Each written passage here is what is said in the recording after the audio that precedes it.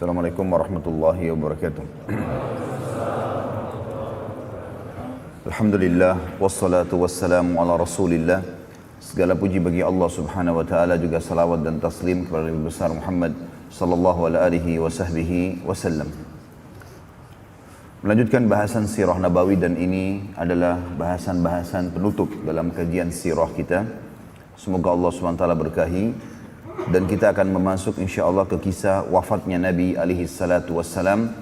Salah satu masalah dan musibah terbesar bagi umat manusia, bukan cuma umat Islam, dengan perginya Nabi alaihi salatu wassalam. Tapi alhamdulillah agama telah disempurnakan oleh Allah subhanahu wa ta'ala. Sebelum saya masuk ke masalah ini, tadi dalam bahasan kita di pagi hari, masalah haji wada'nya Nabi alaihi salatu wassalam, ada ayat-ayat Al-Quran yang berbicara masalah haji yang belum saya bahas, dan saya akan bacakan dulu beberapa ayat dalam surah Al-Baqarah, karena memang itu berhubungan sekali dengan bahasan hajinya Nabi alaihi salatu wassalam. Yaitu surah Al-Baqarah, surah nomor 2 ayat 196. Dimulai dari 196. A'udzu billahi minasyaitonir rajim. Bismillahirrahmanirrahim. Wa atimmul hajja wal umrata lillah. Fa in uhsirtum famastaysara minal hadi. ولا تحلقوا رؤوسكم حتى يبلغ الهدي محله فمن كان منكم مريضا أو به أذى من رأسه ففدية من صيام أو صدقة أو نسك فإذا أمنتم فمن تمتع بالعمرة إلى الحج فما استيسر من الهدي ومن لم يجد فصيام 3 أيام في الحج و7 إذا رجعتم تلك 10 كاملة ذلك لمن لم يكن أهله حاضر المسجد الحرام wattaqullaha wa'lamu annallaha syadidul iqab. Yang artinya, itu ayat 196-nya, dan sempurnakanlah ibadah haji dan umrah karena Allah. Dan jika kamu terkepung atau terhalang oleh musuh atau karena sakit, maka sembelihlah korban yang mudah didapat agar bisa membuka kain ihram dan pulang ke negara masing-masing. Dan jangan kamu mencukur kepalamu sebelum korban sampai di tempat penyembelihannya. Jika ada di antara kamu yang sakit atau ada gangguan di kepalanya, lalu ia bercukur. Karena orang kalau menggunakan ihram, tadi saya jelaskan di pagi hari, tidak boleh dia mencabut bulu di badannya, tidak boleh memotong kuku, tidak boleh pakai wangi-wangian kalau sudah niat ihram, sudah niat haji atau umrah. Maka kalaupun dia sampai mencukur rambutnya, maka dia harus berfidyah, yaitu berpuasa atau bersedekah atau berkorban. Apabila kamu telah merasa aman, tidak ada lagi musuh yang akan menahanmu untuk pergi haji atau umrah, maka barang siapa yang ingin mengerjakan umrah sebelum haji, di dalam bulan haji, wajiblah ia menyembelih korban yang mudah didapat. Tapi jika ia tidak menemukan binatang korban atau tidak mampu, maka wajib berpuasa 3 hari dalam masa haji dan 7 hari apabila kamu kembali dari haji itu, maksudnya di negara masing-masing. Itulah 10 hari yang sempurna. Demikian itu kewajiban membayar fidyah bagi orang-orang yang keluarganya tidak ada di sekitar Masjidil Haram atau orang-orang yang bukan penduduk kota Mekah. Dan bertakwalah kepada Allah dan ketahuilah bahwasanya Allah sangat keras siksaannya. Tentu rentetan haji sudah saya jelaskan rincian dari tanggal 8 sampai tanggal 13 di pagi tadi. Dan ini adalah penguat dan penjelas daripada apa yang kita paparkan tentang haji Nabi alaihi salatu wassalam. Ayat 197-nya berbunyi Al-Hajju Ashhurum Ma'lumat. فَمَنْ فَرَضَ فِيهِنَّ الْحَجَّ فَلَا رَفَثَ وَلَا فُسُوقَ وَلَا جِدَالَ فِي الْحَجِّ وَمَا تَفْعَلُ مِنْ خَيْرٍ يَعْلَمْهُ اللَّهُ وَتَزَوَّدُوا فَإِنَّ خَيْرَ الزَّادِ التَّقْوَى وَاتَّقُونِ يَا أُولِي الْأَلْبَابِ. Musim haji itu adalah beberapa bulan yang dimaklumi. Ya. Disebutkan awal bulan haji itu adalah Syawal, Dzulqa'dah, dan 13 hari pertama bulan Zulhijjah. Barang siapa yang menetapkan niat dalam bulan itu akan mengerjakan haji, maka dia tidak boleh rafath. Dan rafath artinya mengucapkan kalimat-kalimat syahwat kepada yang bukan pasangan halalnya. Dan kalau dia sudah pakai baju ihram, sudah niat lewati miqat, maka sama pasangan halal pun tidak boleh rafath. Nggak boleh lagi ada kata-kata mau berhubungan biologis atau kata-kata yang mengundang pada syahwat walaupun istri atau suami sendiri. Kalau sudah diniatkan lewat dari miqat niat untuk haji atau umrah. Dan tidak boleh berbuat fasik. Apapun perbuatan maksiat namanya fasik. Ya, lebih cenderung kepada pegangan fisik kayak salaman, pelukan, ciuman.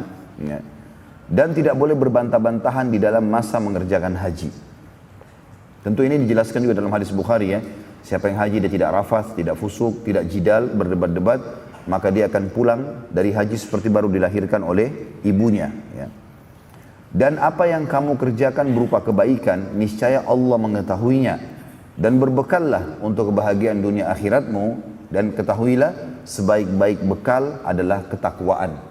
Dan bertakwalah kepadaku hai orang-orang yang berakal. Dan makna takwa sudah kita jelaskan juga tadi pagi adalah patuh, mengerjakan semua perintah Allah tanpa memilah yang wajib ataupun sunnah, dan meninggalkan semua larangan baik itu haram ataupun makruh.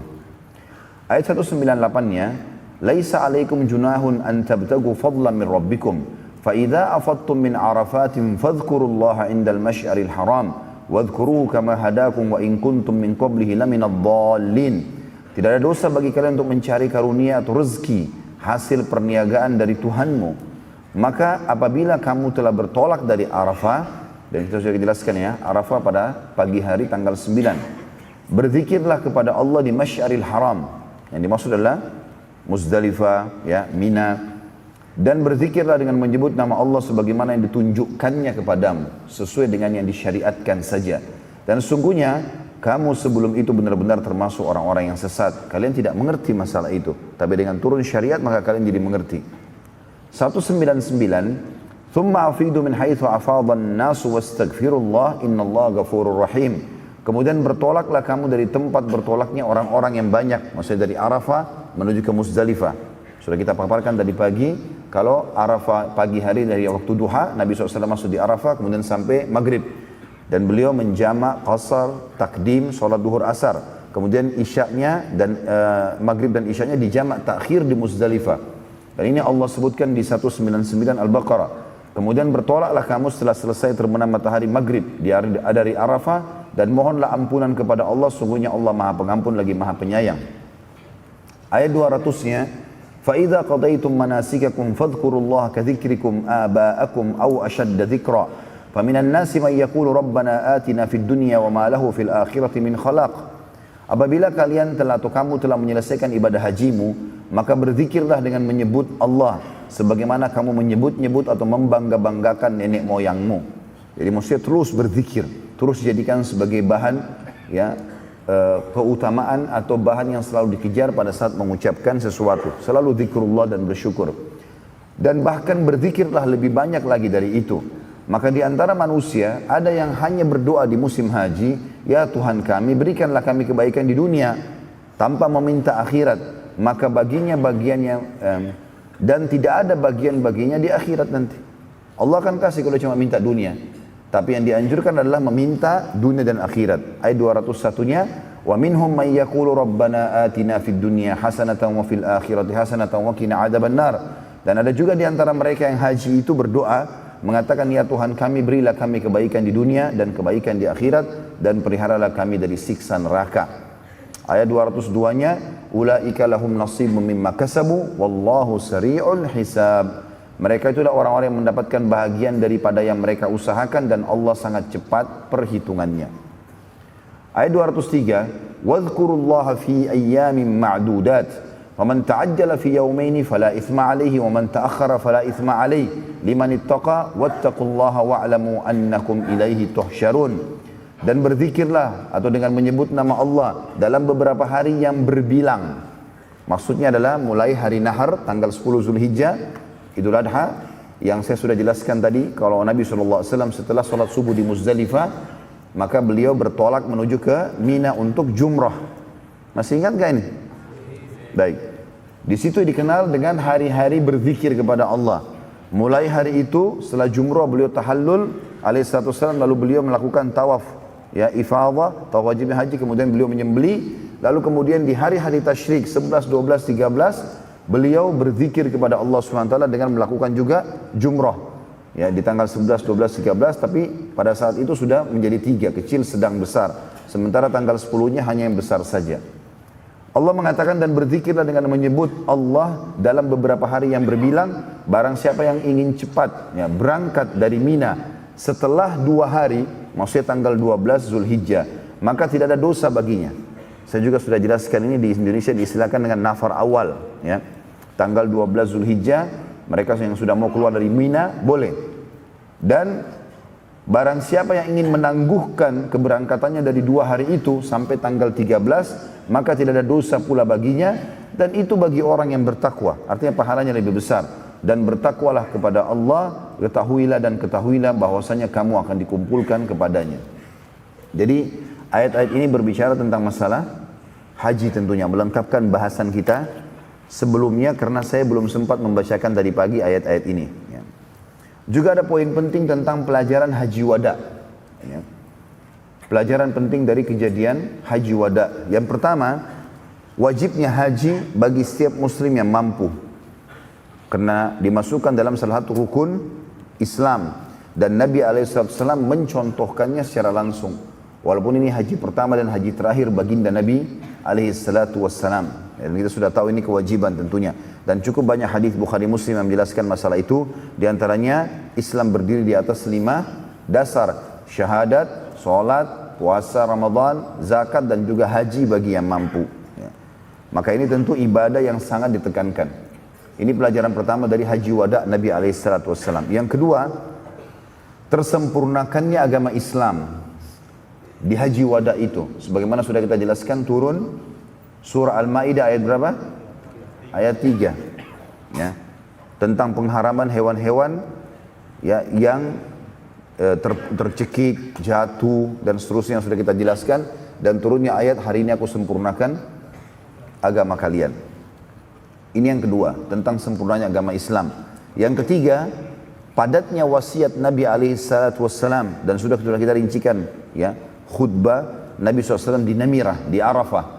Semuanya dari hal-hal yang berhubungan dengan Allah Subhanahu Wa Taala sampai ditutup dengan kasus masalah rumah tangga, hak dan kewajiban suami istri, dan sudah kita paparkan juga panjang lebar tentang poin-poin ini pada pertemuan kita sebelumnya. Ini juga pelajaran dari haji wada. Ya. Yang keempat, yang diambil pelajaran di sini adalah setelah pulang dari haji wada, Nabi SAW masuk dalam proses kematian dengan sakit. Dan ini juga sudah diambil dari khutbah beliau sendiri di Namirah, yang beliau mengatakan di awal khutbahnya setelah memuji Allah Subhanahu Wa Taala dan juga salawat untuk diri beliau SAW, beliau mengatakan, wahai manusia, dengarkanlah baik-baik karena aku tidak akan menemui kalian lagi setelah tahun ini di tempatku ini. Ya, artinya aku tidak akan sampai di musim haji tahun depan. Ya, dan ini juga penyampaian Nabi SAW tentang wafat.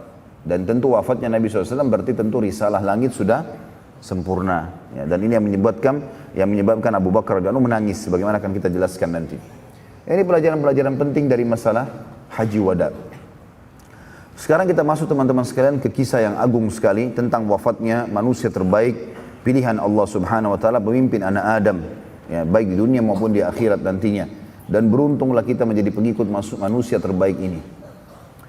Malam hari dari hari pembentukan pasukan Usama bin Zaid, saya sudah jelaskan juga di akhir penutupan ceramah kita tadi pagi, bahwasanya waktu Nabi SAW pulang awal bulan Muharram ke Madinah, maka beliau tidak ada kegiatan apa-apa, tapi awal bulan Safar, bulan kedua, beliau membentuk pasukan untuk menyerang wilayah mana? Hah? Ada yang ingat gak? Hah? Apa nama wilayahnya? Hah? Siapa yang nyaut tuh? Ya, Pak? Hah? Balikpapan.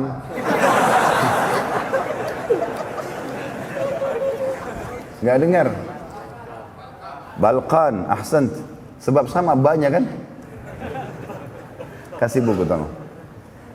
Baik, Nabi SAW membentuk pasukan Usama bin Zaid radhiyallahu anhu untuk ke Balkan, daerah Palestina.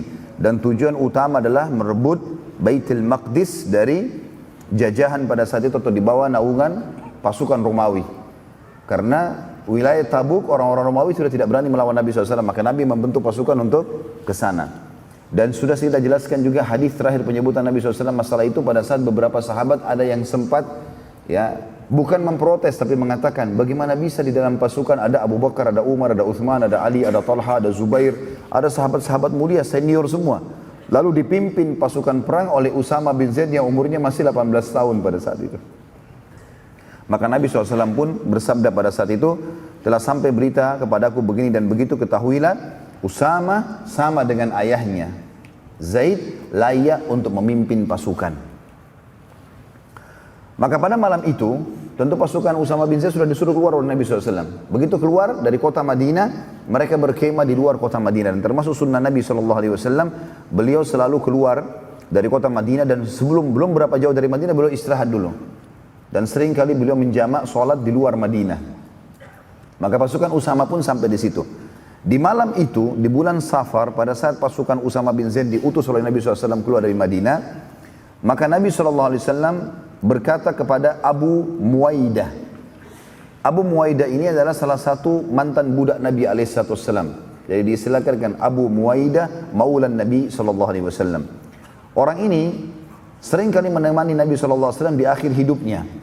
Dan pada saat itu Nabi SAW sedang berdua dengannya dan dia meriwayatkan hadis radhiyallahu anhu mengatakan bahwasanya Nabi SAW berkata kepadaku di malam itu, aku ingin mengunjungi kuburan Baqi, kuburan para sahabat yang berada dekat masjid Nabi SAW yang sangat masyhur, dan kita dianjurkan untuk menziarahi kuburan Baqi kalau kita sedang ada, karena Nabi SAW merutinkan menziarahi Baqi ya seringkali dalam satu pekan 2 kali. Dan ini malam beliau mengutus pasukan Usama berkata kepada Abu Muwaidah, aku ingin mengunjungi kuburan Baqi dan memohon ampun kepada Allah untuk mereka. Dan ini juga keluar sunnah kita mendoakan agar orang yang sudah mati pada saat kita ziarah kubur agar diampuni dosa-dosanya.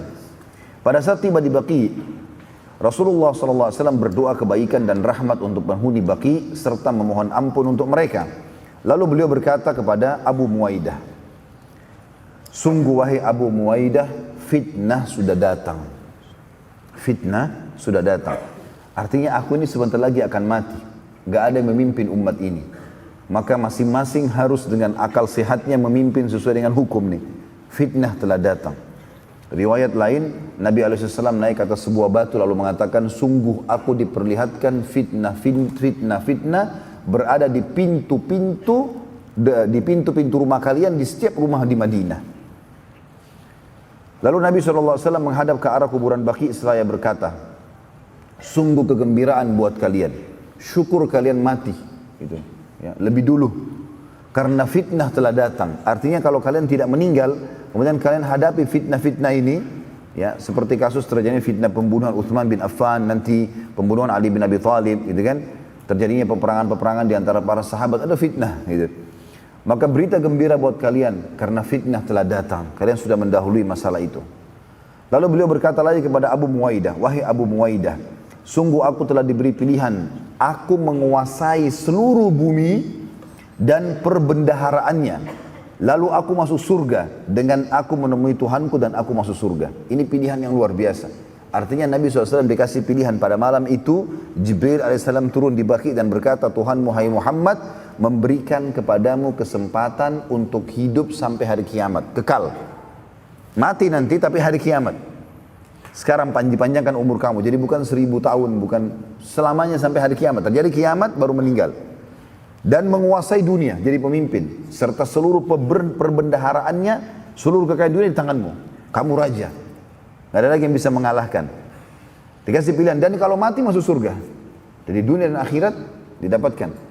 Dan sekarang kamu meninggal, lalu kamu akan bertemu dengan Tuhanmu dan masuk surga. Kata Nabi SAW, sungguh wahai Abu Muwaidah, aku telah diberikan pilihan oleh Tuhanku Allah, ya, untuk memimpin bumi ini dan seluruh perbendaharaannya, dan aku nanti masuk surga kalau aku meninggal, dengan aku bertemu dengan Tuhanku meninggal sekarang, dan aku masuk surga. Dan ini pelajaran teman-teman sekalian, bagaimana Nabi SAW tidak menginginkan dunia ini. Ya, beliau dijanjikan akan jadi raja, menguasai seluruh dunia dan hidup panjang umurnya, memimpin umat ini pun, kemudian juga mati masuk surga. Dan meninggal lalu bertemu dengan Allah. Maka Nabi SAW memilih untuk meninggal. Abu Muwaidah sempat berkata radhiyallahu anhu, kalau begitu wahai utusan Allah, pilihlah kami. Jangan anda meninggal, biarkan anda memimpin kami. Maka Nabi SAW menjawab, tidak wahai Abu Muwaidah, tidak sama sekali. Tetapi aku mendahulukan pertemuan dengan Tuhanku dan surga. Ya. Jadi Nabi SAW mendahulukan akhirat. Ini pelajaran buat kita sebagai seorang muslim. Seorang muslim tidak perlu takut mati. Dia memang malah menunggu kematian. Karena kematian pintu menuju kepada kehidupan abadinya. Jadi jangan terbalik ikhwan dan akhwat sekalian. rahimani rahimakumullah. Karena kita kebanyakan terbawa dengan arus cinta dunia, ketakutan kalau kita meninggal. Enggak, meninggal itu adalah pintu menuju kepada kehidupan abadi. Mati awal segalanya bagi setiap muslim. Ya, dan dia bukan akhir segalanya. Banyak orang menganggap kalau meninggal berarti akhir segalanya. Tidak, justru awal segalanya. Karena akan abadi. Dan dia akan mendapatkan amal-amal soleh yang sudah pernah dilakukan. Ya, dia juga akan mendapatkan janji-janji Allah dan hidup abadi. Bertemu dengan Nabi SAW, bertemu dengan orang-orang soleh sebelum kita, bertemu dengan para malaikat, ya, melihat Tuhannya, Allah Azza wa Jalla. Dan itu harus melalui proses kematian dulu. Gak mungkin tidak. Kecuali kalau dia orang muslim, orang kafir, musyrik ataupun orang munafik. Termasuk orang fasik, kalau banyak maksiat juga ini bermasalah buat dia, tapi dia masih bisa selamat nanti setelah dibersihkan dosa-dosanya di neraka.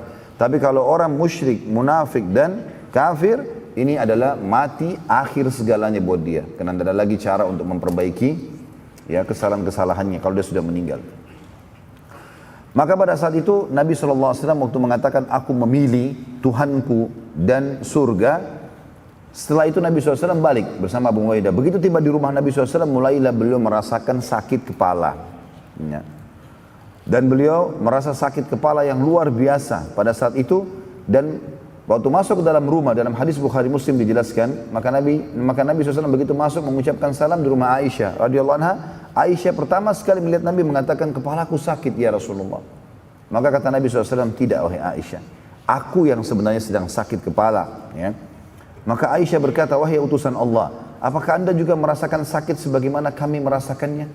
Kata Nabi SAW, iya. Bahkan kami, kalangan para nabi, merasakan 2 kali lipat dari apa yang dirasakan oleh 2 laki-laki di antara kalian. Jadi kalau misalnya demam kita itu 40 derajat itu sudah sangat panas. Maka Nabi SAW 80. Gitu kan? Jadi double dari penyakit itu. Dalam sebuah riwayat Bukhari pernah ada seorang sahabat datang mengunjungi Nabi SAW di hari sakitnya beliau, lalu memegang dahi Nabi SAW karena panasnya. Maka dia mengatakan, aku tidak mampu untuk memegang dahi Nabi SAW karena panasnya. Lalu aku mengatakan, ya Rasulullah, sungguh anda telah ditimpa demam yang tidak normal, tidak biasanya. Sangat luar biasa, seperti api panasnya. Nah, kata Nabi SAW, benar. Karena kami akan diberikan cobaan 2 kali dari yang diberikan cobaan kepada kalian, para nabi-nabi maksudnya. Lalu sahabat itu bertanya, ya Rasulullah, bagaimana dengan, apakah itu berarti anda dapat double pahala juga? Kata Nabi SAW, iya, ya, kami akan mendapatkan itu. Lalu sahabat ini bertanya, ya Rasulullah, lalu siapakah ya orang yang paling berat cobaannya? Kata Nabi SAW, para nabi-nabi. Lalu datang orang-orang beriman yang mendekati iman para nabi, lalu seterusnya seperti itu. Maka cobaan akan datang sesuai dengan kadar keimanan seseorang. Nabi SAW waktu itu meminta agar mengunjungi para istri-istri beliau. Dan pada saat tiba di rumah Maimunah radhiyallahu anha, beliau sudah tidak mampu lagi SAW melanjutkan perjalanan karena sakit kepala dan demam yang sangat panas. Ya. Lalu Nabi SAW meminta agar seluruh istri beliau radhiyallahu anhunna ummahatil mu'minin dikumpulkan. Lalu beliau menyampaikan kalau minta izin agar dirawat di rumah Aisyah radhiyallahu anha. Nah, dan ini juga teman-teman sekalian, khusus bagi orang yang ya, melakukan poligami dalam hidup ini, menjalankan sunnah Nabi SAW, maka mereka harus tahu tentang hak-hak istrinya, termasuk masalah mabit atau menginap.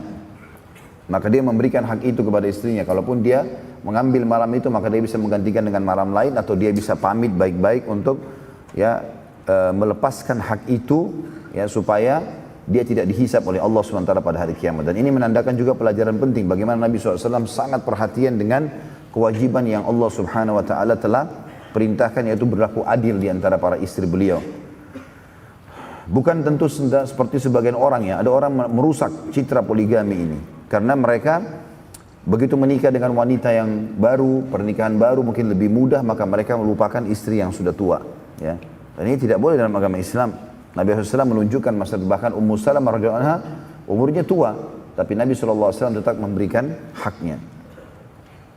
Waktu itu Nabi SAW karena demam, sakit kepala ditopang oleh Fadl bin Abbas bin Abdul Muttalib dan Ali bin Abi Thalib radhiyallahu anhum ajma'in. Ya, Fadl ini anaknya Abbas, sepupu Nabi SAW. Lalu kata Fadl dalam riwayat Bukhari, sungguh kaki Nabi SAW terseret di tanah karena sudah tidak mampu mengangkatnya saat dibawa menuju ke rumah Aisyah radhiyallahu anha. Jadi sangat letih, sangat demam, sakit. Sahabat yang meriwayatkan hadis ini berkata, Nabi SAW ditimpa demam yang sangat berat sampai saat aku meletakkan telapak tanganku pada dahi beliau SAW, aku benar-benar tidak bisa tahan panasnya.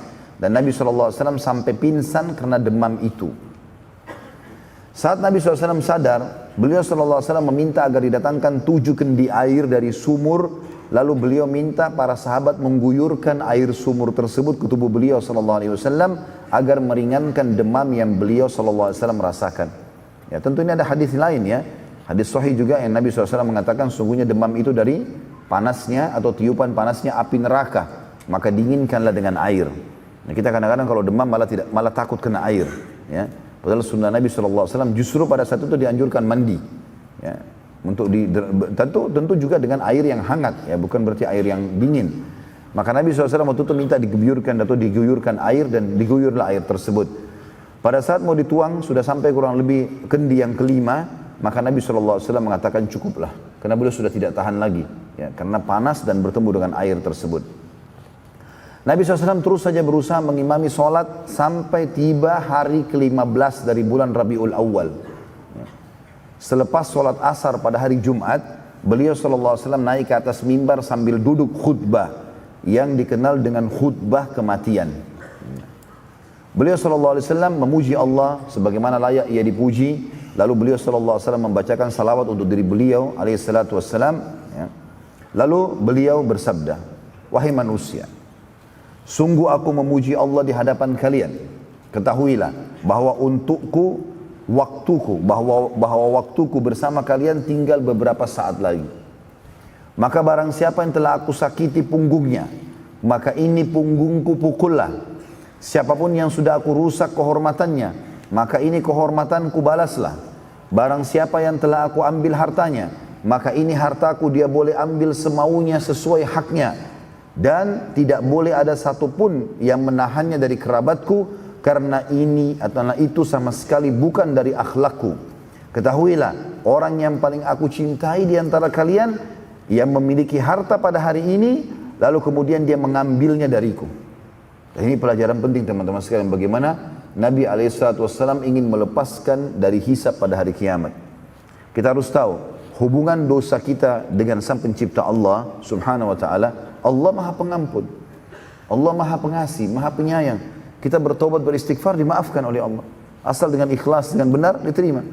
Seperti Imam Nawawi mengatakan, orang berdosa, taubat kepada Allah dengan 3 syarat, meninggalkan dosa itu seketika, menyesali janji sama Allah tidak mengulangi, maka akan diterima. Tapi ada dosa yang Allah membiarkan, itu adalah hak makhluk. Kalau kita dosa dengan makhluk, seperti menggunjing, memfitnah, ya, apa sajalah, mencuri, memukul, menzalimi, mengambil haknya orang lain. Ini Allah SWT berikan kebebasan pemilik hak untuk menyelesaikannya. Maka ini harus taubat nasuha kepada Allah dan juga mengembalikan hak orang tersebut. Maka Nabi SAW ingatkan di sini, sebelum meninggal beliau mengatakan, siapa yang punya hak ambil. Bahkan orang yang menuntut dari saya sekarang adalah orang yang paling aku cintai. Maka ada seorang sahabat sempat berdiri lalu mengatakan, wahai utusan Allah, sungguh aku memiliki 3 dirham yang belum anda kembalikan. 3 dirham ini sedikit sekali. Ya. Maka para sahabat yang lain menghardiknya mengatakan, bagaimana bisa engkau meminta 3 dirham dari Rasulullah SAW? Halalin, selesai gitu. Ya, kadang-kadang Nabi SAW kalau lagi jalan, ada sesuatu yang beliau pengen, lalu sahabat buru-buru membayarnya. Sebenarnya Nabi SAW juga tidak utang di sini ya, tapi dia berusaha untuk membayarkan untuk Nabi SAW. Tapi dia meminta. Cuman para sahabat berbeda dengan fikiran seseorang di antara kita teman-teman, karena mereka bukan mengejar uang tersebut, tapi mereka mengejar poin-poin seperti yang dikatakan orang ini. Maka orang itu menjawab mengatakan, aku mengejar cinta Nabi SAW yang telah beliau SAW janjikan karena menagih. Siapa yang mau nagih, maka akan dapat cinta. Jadi saya tidak butuh 3 dirham itu. Juga ada sahabat, lalu Nabi SAW mengatakan begini kepada Fadl, sepupunya bin Abbas, berikan haknya orang ini 3 dirham. Nabi SAW mengulangi sampai 3 kali, maka tidak seorang pun berdiri.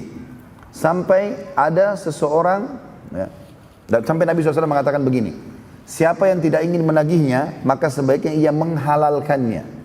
Jadi Nabi SAW betul-betul membersihkan dirinya. Kalau ada yang hadir, punya hak, ya, dia tidak mau nagih karena tidak tega dengan saya atau apapun, maka harusnya dia menghalalkannya. Dan ketahuilah, walau ia menghalalkannya, maka itu tidak berguna untukku hari kiamat. Artinya tidak ada manfaatnya buat aku itu. Ya. Karena aku tidak dapat menambah pahalaku, tapi dia malah yang dapat pahala. Dan di sini kita lihat teman-teman bagaimana jelinya baginda Nabi SAW dalam menyelesaikan urusannya dengan manusia sebelum wafat, dan beliau SAW mengajarkan bahwa walau dimaafkan, tetap akan dihadapkan oleh Allah semua amal seseorang dan diperlihatkan kepadanya hari kiamat. Jadi misalnya, antum pernah punya masalah sama seseorang, lalu antum mengatakan, maafin saya. Dia mengatakan, baiklah, saya sudah maafkan. Ya. Ini, perilaku ini tetap akan kita saksikan pada hari kiamat. Ini, pada saat tanggal ini, di hari ini, di lokasi ini, kamu pernah menggunjing orang ini. Kemudian pada hari ini, pada waktu ini, di tempat ini, kamu minta maaf dan kamu dimaafkan. Jadi bukan berarti dihapus di sini, dimaafkan lalu tidak tertulis di buku amal. Semuanya di buku amal teman-teman, baik dosa yang pernah kita lakukan dan kita bertaubat, atau kita tidak bertaubat darinya. Semuanya akan dilihat. Masuk dalam firman Allah SWT, فَمَنْ يَعْمَلْ مِثْقَالَ ذَرَّةٍ خَيْرًا يَرَى وَمَنْ يَعْمَلْ مِثْقَالَ ذَرَّةٍ شَرًّا يَرَى. Siapa yang berbuat seperti biji sawi dari kebaikan, dia akan lihat.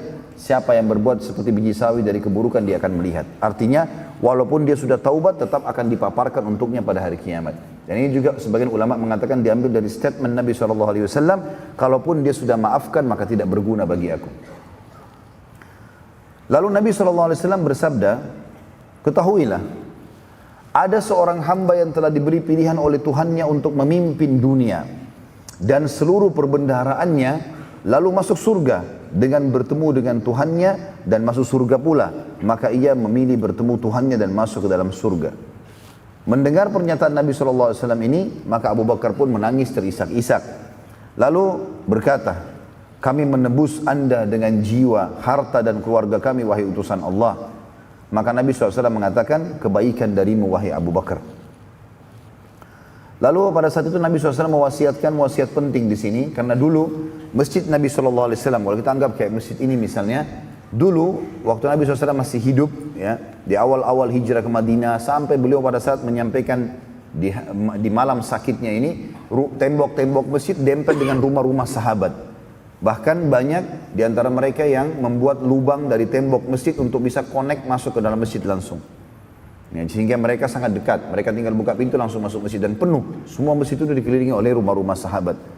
Maka Nabi SAW mengatakan, tutuplah semua pintu-pintu yang menuju ke masjid. Gak boleh lagi ada, tembok masjid semua ditutup. Dari rumah-rumah yang menempel dengan masjid, kecuali pintu rumahnya Abu Bakar.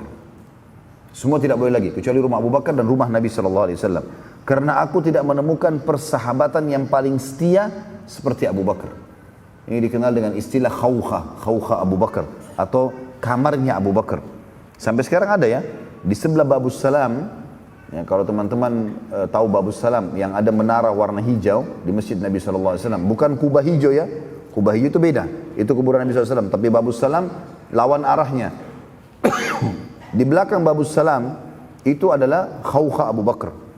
Ya, ada 3 pintu sekarang kembar, dan dia kalau kita masuk kesannya kayak ada 2 tembok baru kita masuk ke dalam masjid Nabi SAW. Nah, di antara 2 tembok itu dulu adalah dikenal dengan rumahnya Abu Bakar.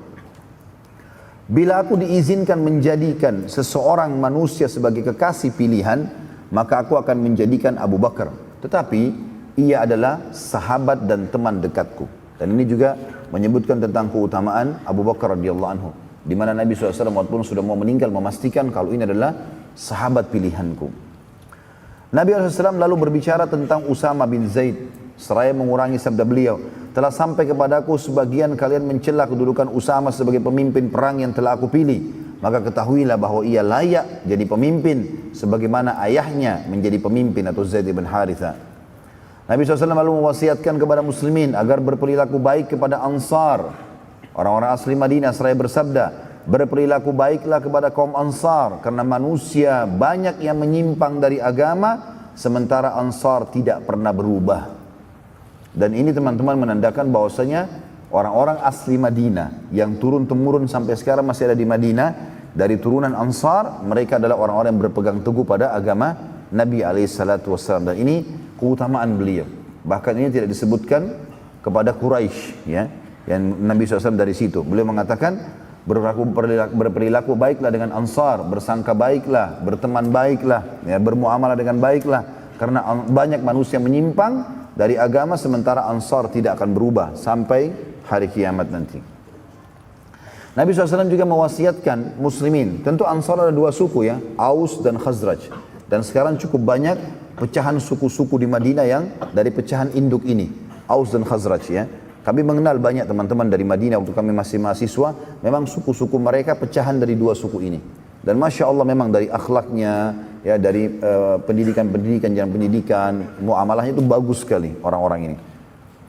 Nabi SAW juga mewasiatkan agar muslimin berperilaku baik dengan para wanita seraya bersabda, aku wasiatkan dengan berbuat baik kepada para wanita, lindungi, didik, ya, kasihani dan maafkan.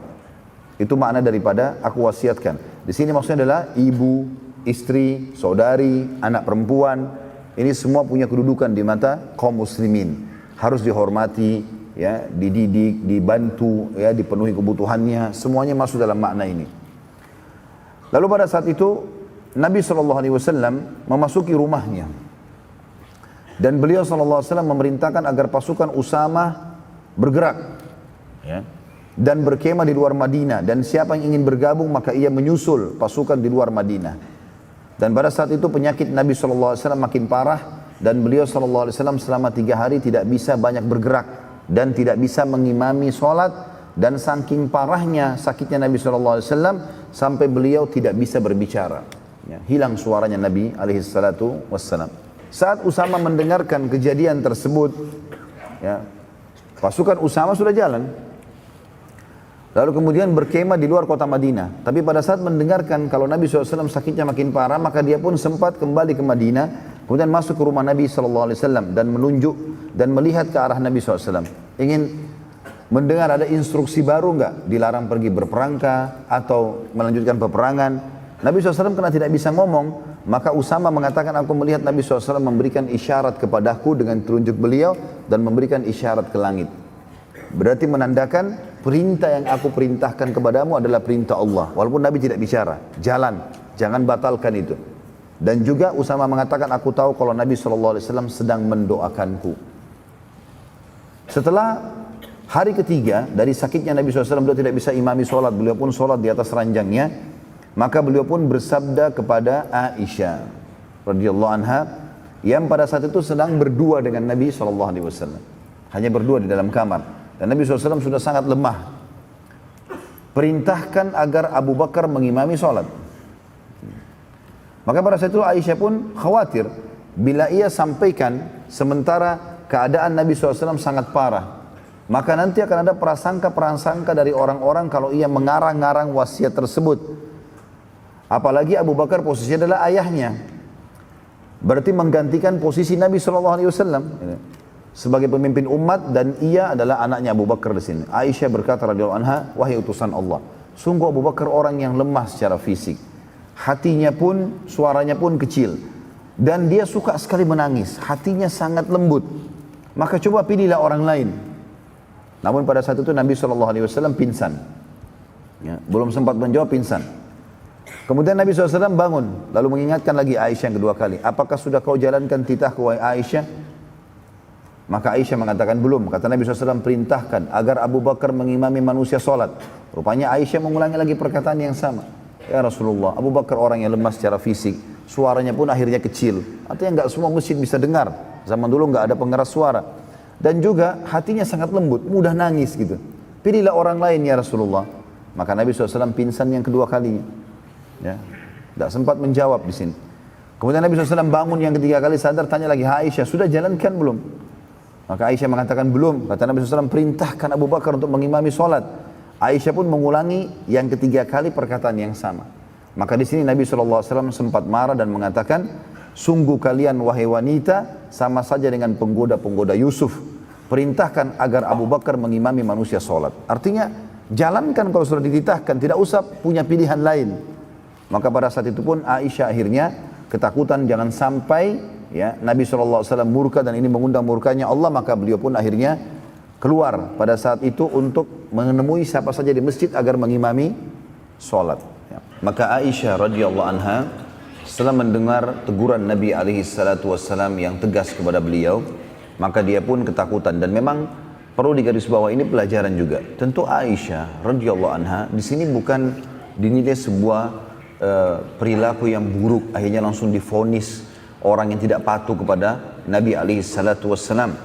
Karena kondisi pada saat itu adalah Aisyah bersama dengan Nabi SAW di dalam kamar. Kondisi Nabi SAW lagi sakit parah dan dikhawatirkan nanti masyarakat ada yang atau mau muslimin berpikir kalau Aisyah mengarang-arang ya wasiat tersebut. Dan beliau juga dengan santun menyampaikan kepada Nabi SAW, ya Rasulullah, Abu Bakar orang yang lemah secara fisik, berarti otomatis suaranya pun kecil, tidak kedengaran, hatinya lembut, suka menangis. Pilihlah orang lain, gitu kan. Walaupun sebenarnya kalau kita kembali kepada hukum agama yang asli, ya yang sebenarnya kalau sudah titah Allah dan Rasulnya tidak boleh dibantah. Mau berat, mau ringan, ya, maka semua diterima. Karena Allah Subhanahu Wa Taala menyebutkan dalam surah Al-Ahzab, surah nomor 33 ayat 36. A'udzu billahi minasyaitonir rajim wa ma kana lil mu'minin wala mu'minatin idza qadallahu wa rasuluhu amran an yakuna lahumul khiyaratu min amrihim wa may ya'sillaha wa rasulahu faqad dhalla dhalalan mubina. Dan tidaklah patut bagi laki-laki mukmin dan tidak pula bagi perempuan mukminah apabila Allah dan Rasulnya telah menetapkan satu ketetapan, akan ada bagi mereka pilihan yang lain tentang urusan mereka. Dan barang siapa yang mendurhakai Allah dan Rasulnya, maka sungguh dia telah sesat dengan kesesatan yang nyata. Ya. Jadi di sini jelas sekali ayat ini menekankan kalau sudah titah dari Nabi SAW atau ya tentu di awal dari titah Allah SWT dan titah Nabi SAW, maka otomatis seorang mukmin tidak ada pilihan lain. Haram, selesai ditinggalkan. Kalau mau lakukan berarti dia tahu konsekuensi hukumnya. Maka Aisyah radhiyallahu anha karena ketakutan pada saat itu, beliau pun akhirnya keluar dari rumah, dan orang yang pertama ditemui dari pintu rumah Nabi SAW, rumah Aisyah yang dibuka langsung ke masjid adalah sepupu Nabi SAW yang bernama Abdullah bin Zum'ah radhiyallahu anhu. Lalu Aisyah berkata, wahai Abdullah, berdirilah dan perintahkan agar Abu Bakar mengimami manusia sholat. Abdullah waktu itu dia mencari di masjid, tidak menemukan Abu Bakar dan sudah tiba waktu sholat. Maka kebetulan karena Abu Bakar itu berada di luar kota Madinah, ya, atau dalam buku-buku sirah sebagian dikatakan di luar benteng Madinah, karena dulu Madinah memiliki benteng. Keluar dari situ di arah kebun beliau radhiyallahu anhu, maka Abdullah melihat atau mencari siapa kira-kira yang lebih baik setelah Abu Bakar. Maka dia pun menemukan Umar bin Khattab ada di masjid. Maka Abdullah mengatakan, wahai Umar, berdirilah dan imamilah manusia. Di sini juga pelajaran teman-teman sekalian ya. Kalau instruksi terarahkan kepada satu orang, dan instruksi ini memang penting sekali, seperti mengimami sholat itu penting sekali, gitu kan? Ternyata tidak ditemukan orangnya, maka semestinya dia harus berusaha dulu, terus saja, karena ini perintah dari Nabi SAW. Kalau tidak bisa, maka harus kembali menanyakan, kira-kira kalau tidak ada siapa yang akan menggantikan. Tapi di sini Abdullah radhiyallahu anhu berijtihad. Beliau lalu melihat, kayaknya Abu Bakar tidak ada nih, keliling masjid nggak ada, nggak sempat keluar masjid, nggak sempat nanyakan, nggak sempat keluar Madinah. Maka dia lihat ada Umar, langsung dia bilang, hai Umar, berdirilah imamilah sholat. Umar pun berpikir, karena Abdullah sepupu Nabi SAW, maka dia pun mengira bahwasanya ini adalah perintah dari Nabi SAW. Dan Umar orangnya jahur, suaranya keras. Maka Umar pun waktu iqamah sholat mengimami sholat, dan Nabi SAW dengar suaranya Umar, bukan suaranya Abu Bakar jadi imam. Maka Nabi SAW pada saat itu mengangkat suara beliau semampu mungkin sambil mengatakan, sungguh Allah dan Rasulnya menolak menjadi imam kecuali Abu Bakar. Ya. Maka Nabi SAW dan Nabi SAW mengulangi ini sampai 3 kali. Dan yang keempat beliau mengatakan, mana Abu Bakar? Padahal Umar bin Khattab lagi jadi imam pada saat itu. Dan Nabi SAW tegas di sini, tidak boleh. Abu Bakar saja. Allah dan Rasulnya tidak menerima kecuali Abu Bakar. Dan ini teman-teman sekalian, ulama mengatakan ini termasuk dalil yang sangat sharih, yang sangat jelas. Kalau pemimpin setelah meninggal Nabi SAW hanya Abu Bakar. Ya, karena pada saat itu pemimpin sholat, mengimami sholat. Ini sudah saya jelaskan pada saat memaparkan materi tentang kriteria pemimpin dalam Islam. Di antaranya ya, dia bisa memimpin sholat. 5 waktu jadi imam, gitu kan. Karena Umar sudah terlanjur mengimami sholat pada saat itu, maka ia pun melanjutkan sholatnya. Lalu Abu Bakar dicari oleh Abdullah bin Zum'ah tadi karena merasa bersalah, dan akhirnya menemui Abu Bakar ada di luar kota Madinah. Dan kemudian menyampaikan tentang pesan Nabi SAW. Maka Abu Bakar segera datang, dan waktu itu kebetulan waktu sholat maghrib. Sudah maghrib, maka Umar pun mengimami sholat, makanya suaranya kedengaran. Dan Abu Bakar setelah ditemukan sebelum Isya, maka Abu Bakar pun akhirnya mengimami Isya. Mulai dari hari itu tentunya, ya, sholat Isya sampai 3 hari ke depan. Tepatnya dari hari Jumat sampai hari Senin. Karena kejadian ini adalah hari Jumat. Beberapa hari Nabi SAW sakit. Dari Jumat sampai Senin ini, Jumat, Sabtu, Ahad, Senin. 4 hari Nabi SAW sakit keras. Suaranya gak kedengaran kecuali kecil. Beliau sangat lemah, sholatnya pun di atas ranjang. Yang beliau wasiatkan terakhir suruh Abu Bakar menjadi imam. Di hari Selasa, tanggal 12 Rabiul Awal tahun 11 Hijriah, Nabi SAW merasa baikan. Tepatnya di sholat subuh. Beliau merasa dirinya tiba-tiba sehat, beliau bisa berdiri SAW, lalu beliau pun berwudu, dan kemudian beliau keluar ingin sholat, mengimami orang. Dan menemukan pada saat itu ternyata para sahabat sedang sholat subuh berjamaah dengan Abu Bakar. Dan Nabi SAW melihat mereka pada khusyuk semuanya mendengarkan ayat-ayat yang dibaca oleh Abu Bakar. Maka Nabi SAW sangat gembira melihat keadaan mereka. Artinya dengan kondisi seperti ini, walaupun beliau meninggal, beliau tidak akan merasa kehilangan umatnya.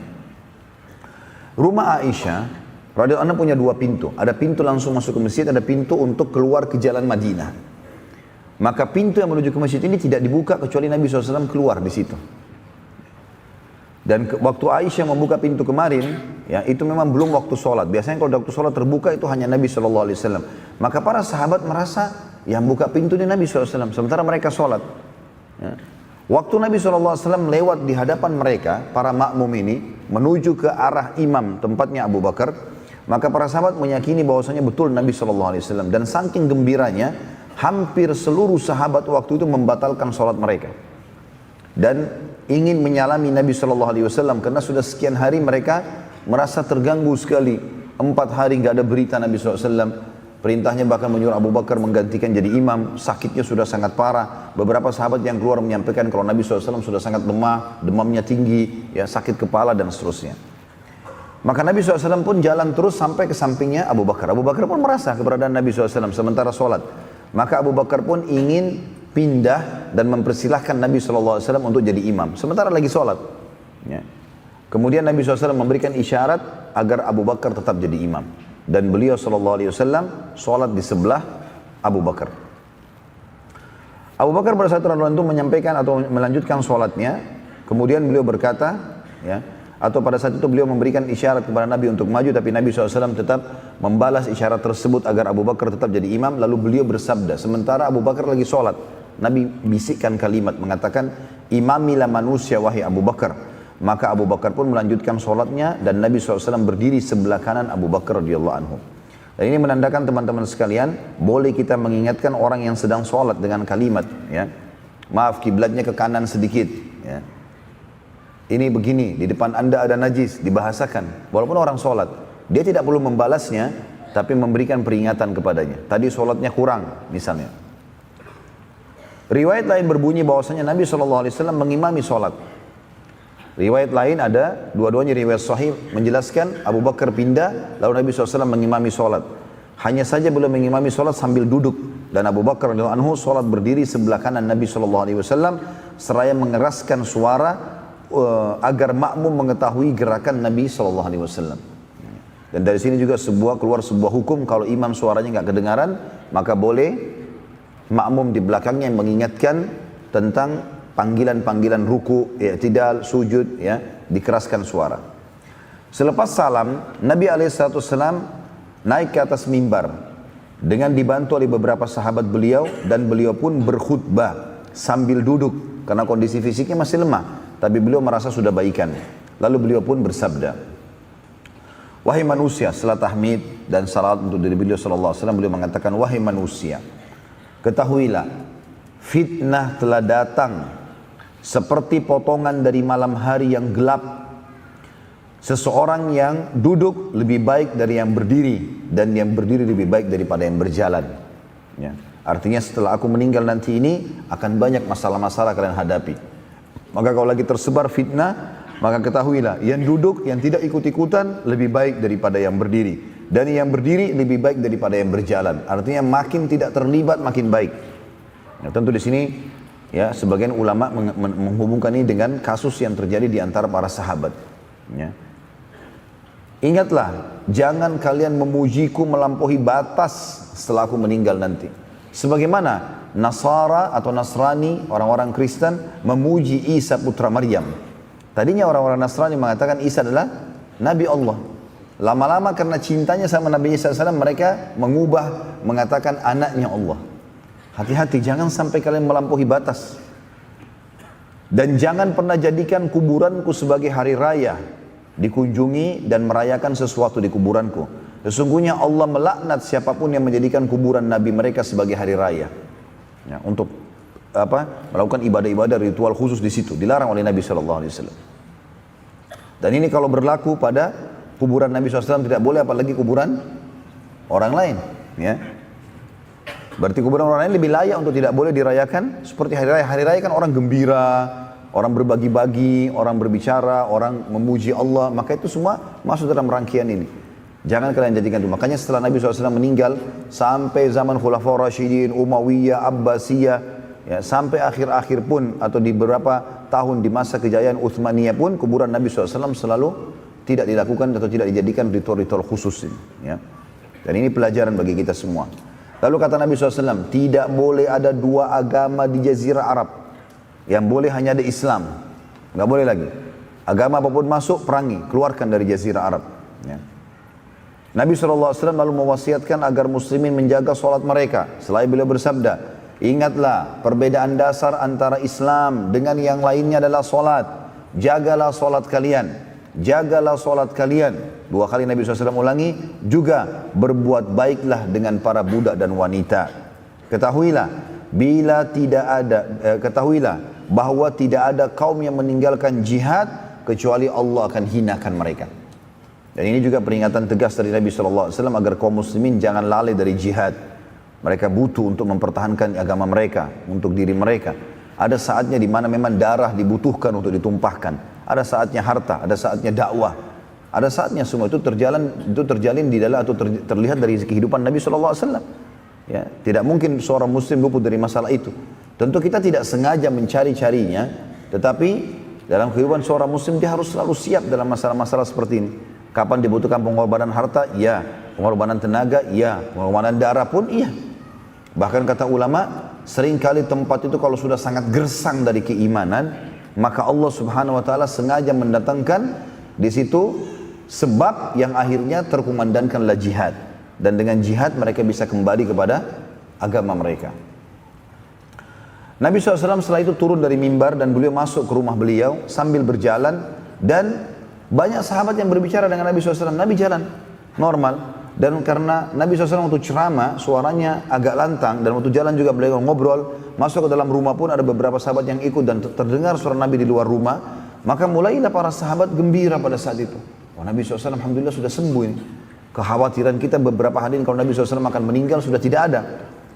Abu Bakar pun pada saat itu sempat masuk dan izin, berkata kepada Nabi SAW, wahai utusan Allah, aku melihat anda sudah membaik, dan aku sudah 3 hari ini atau 4 hari tepatnya dari Jumat sampai Senin mengimami sholat, aku sama sekali tidak melihat kondisi kebunku. Bisakah aku minta izin ya Rasulullah? Kata Nabi SAW, baik, lihatlah kebunmu. Ali bin Abi Thalib radhiyallahu anhu pada saat itu ada di dalam rumah Nabi SAW. Dan saat itu, ya, pada saat dia keluar dari rumah Nabi SAW, orang-orang pada ngurumuni menanyakan keadaan Nabi SAW. Maka Ali mengatakan, sungguh aku melihat Nabi SAW sudah baik, alhamdulillah, sehatan, bisa ngobrol, bisa minum, bisa makan, bisa mengimami sholat. Dengan info tersebut, maka mayoritas sahabat makin gembira, dan mereka sudah mulai beraktivitas kembali. Tadinya selama hari Jumat sampai hari Senin, ya sampai Nabi SAW hari Selasa mengimami sholat itu, mereka semuanya berkumpul di masjid. Sampai mereka tidak pulang ke rumah kecuali untuk istirahat malam, lalu mereka kembali lagi menunggu informasi tentang kesehatan Nabi SAW. Waktu orang semua sudah keluar, lalu Abu Ali pun menjawab, memberikan ketenangan bagi orang-orang pada saat itu. Maka Abbas datang, radhiyallahu anhu majma'in, paman Nabi SAW, lalu berkata, wahai Ali, aku melihat engkau menenangkan orang-orang. Kata Ali, aku hanya menyampaikan apa yang aku lihat. Memang Nabi SAW sehat, gitu kan? Maka Abbas berkata, wahai Ali, masuk dan temuilah Nabi SAW, serta minta wasiat yang baik untuk kita keluarganya. Maksudnya minta agar Nabi tunjuk kita keluarganya menjadi khalifah atau pengganti setelah beliau meninggal. Dan minta supaya jadi pemimpin. Semua itu karena aku, hai Ali, mengetahui wajah kematian di keturunan Abdul Muttalib. Dan aku melihat dari wajah Nabi SAW tanda-tanda kematian itu. Maka Ali radhiyallahu mengatakan, wahai paman, kira-kira bila aku minta atau kita minta khalifah dari Nabi SAW, lalu Nabi SAW keluarkan sebuah statement, kalau kalian tidak boleh menjadi khalifah, maka demi Allah kita akan terharamkan selamanya dari kekhalifahan. Maka lebih baik kita jangan minta, biarkan alami saja. Karena kalau Nabi SAW mengatakan tidak boleh kalian dari keturunanku jadi pemimpin, maka akan jadi masalah buat kita. Maka Abbas pun mengatakan engkau benar. Maka tidak usah kita bicarakan kepada Nabi SAW.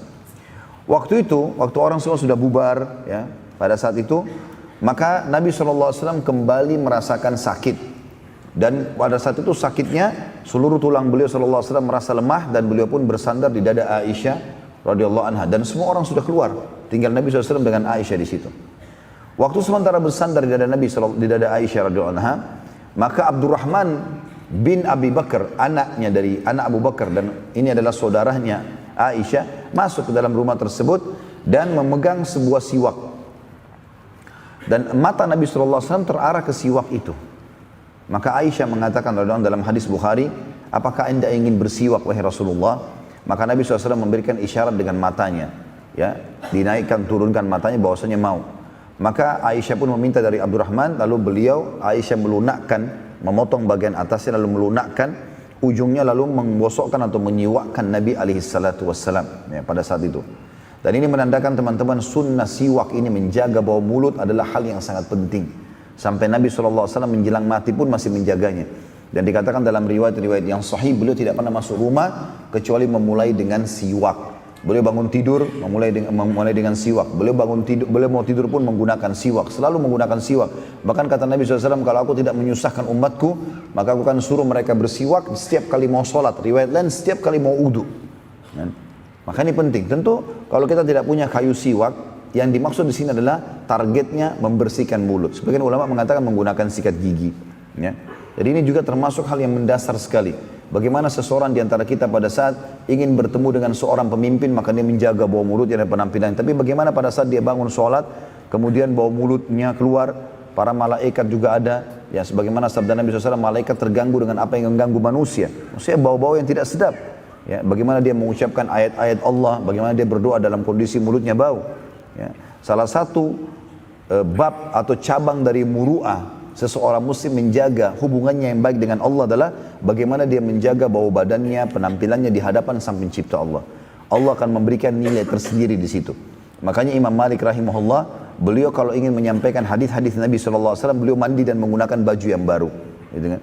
Dan ditanya, kenapa anda lakukan ini? Oleh murid-muridnya beliau mengatakan, karena aku akan menyampaikan pesan-pesan dari Tuhanku yang disampaikan oleh utusannya Muhammad SAW. Begitu juga Abu Hanifah rahimahullah, setiap sholat malam selalu menggunakan baju yang bersih, wangi. Dan ini perlu kita lakukan teman-teman sekalian. Karena mayoritas di antara kita justru tidak peduli dengan sejadahnya di rumah, mau sudah koyak, kotor, mukenahnya, kopiahnya, atau apa saja. Ini mesti dijaga. Bagaimana dia menjaga, dan itu ada nilai pahala sendiri di sisi Allah Subhanahu wa Ta'ala. Abdurrahman setelah memberikan siwak tersebut keluar dari rumah Aisyah radhiyallahu anha, dan tertinggallah Nabi SAW bersama Aisyah. Lalu Nabi SAW mengatakan, wahai Aisyah, ambilkan untukku ya seember air. Maka Aisyah pun meletakkan Nabi SAW di atas bantal kepala beliau. Kemudian Aisyah pun pergi lalu mengambil air. Lalu Aisyah radhiyallahu anha membantu Nabi SAW untuk duduk. Lalu Nabi SAW memasukkan kedua telapak tangan beliau ke kotak air atau ember air tersebut sambil mengatakan, Inna lil mauti la sakarat. Ketahuilah wahai Aisyah, sesungguhnya mati itu punya masa-masa ketegangan dalam menunggunya. Lalu beliau membasuh wajahnya dengan air alaihi salatu wassalam.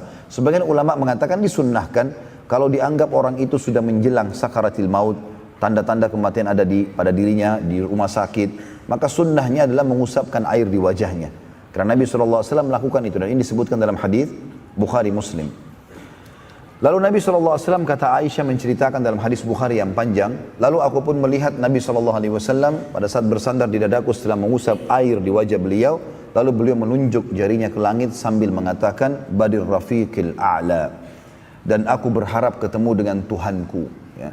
Maka kata Aisyah, aku mengetahui kalau ini adalah pilihan terakhir yang diberikan kepada Nabi SAW, apakah beliau mau dipanjangkan umurnya dan tinggal memimpin dunia sampai hari kiamat baru meninggal dan masuk surga, atau beliau meninggal dan bertemu dengan Tuhannya. Dan juga Nabi SAW bersabda dalam hadis yang lain, tidak ada seorang Nabi pun kecuali pada saat mau meninggal diberikan pilihan apakah dia mau dipanjangkan umurnya atau tidak. Maka Aisyah mengatakan, aku tahu di sini Nabi SAW diberikan pilihan terakhir. Akhirnya Nabi SAW mengatakan, mengulangi Barir Rafiqil A'la. Terus beliau mengulangi kalimat tersebut, kata Aisyah radhiyallahu anha, sampai aku melihat leher Nabi SAW terturun lemah dan akhirnya ya tersandar ya atau jatuh di samping punggung kananku. Maka pada saat itu Aisyah pun panik. Ya, beliau pun panik. Dia katakan dalam hadis, aku pun panik, tidak tahu harus berbuat apa. Karena Nabi SAW digerakkan tidak bergerak, artinya sudah meninggal dunia alaihissalam. Maka Aisyah pun mengatakan, aku pun meletakkan kepala Nabi SAW di atas bantal dan aku tidak sadar aku berniyahah.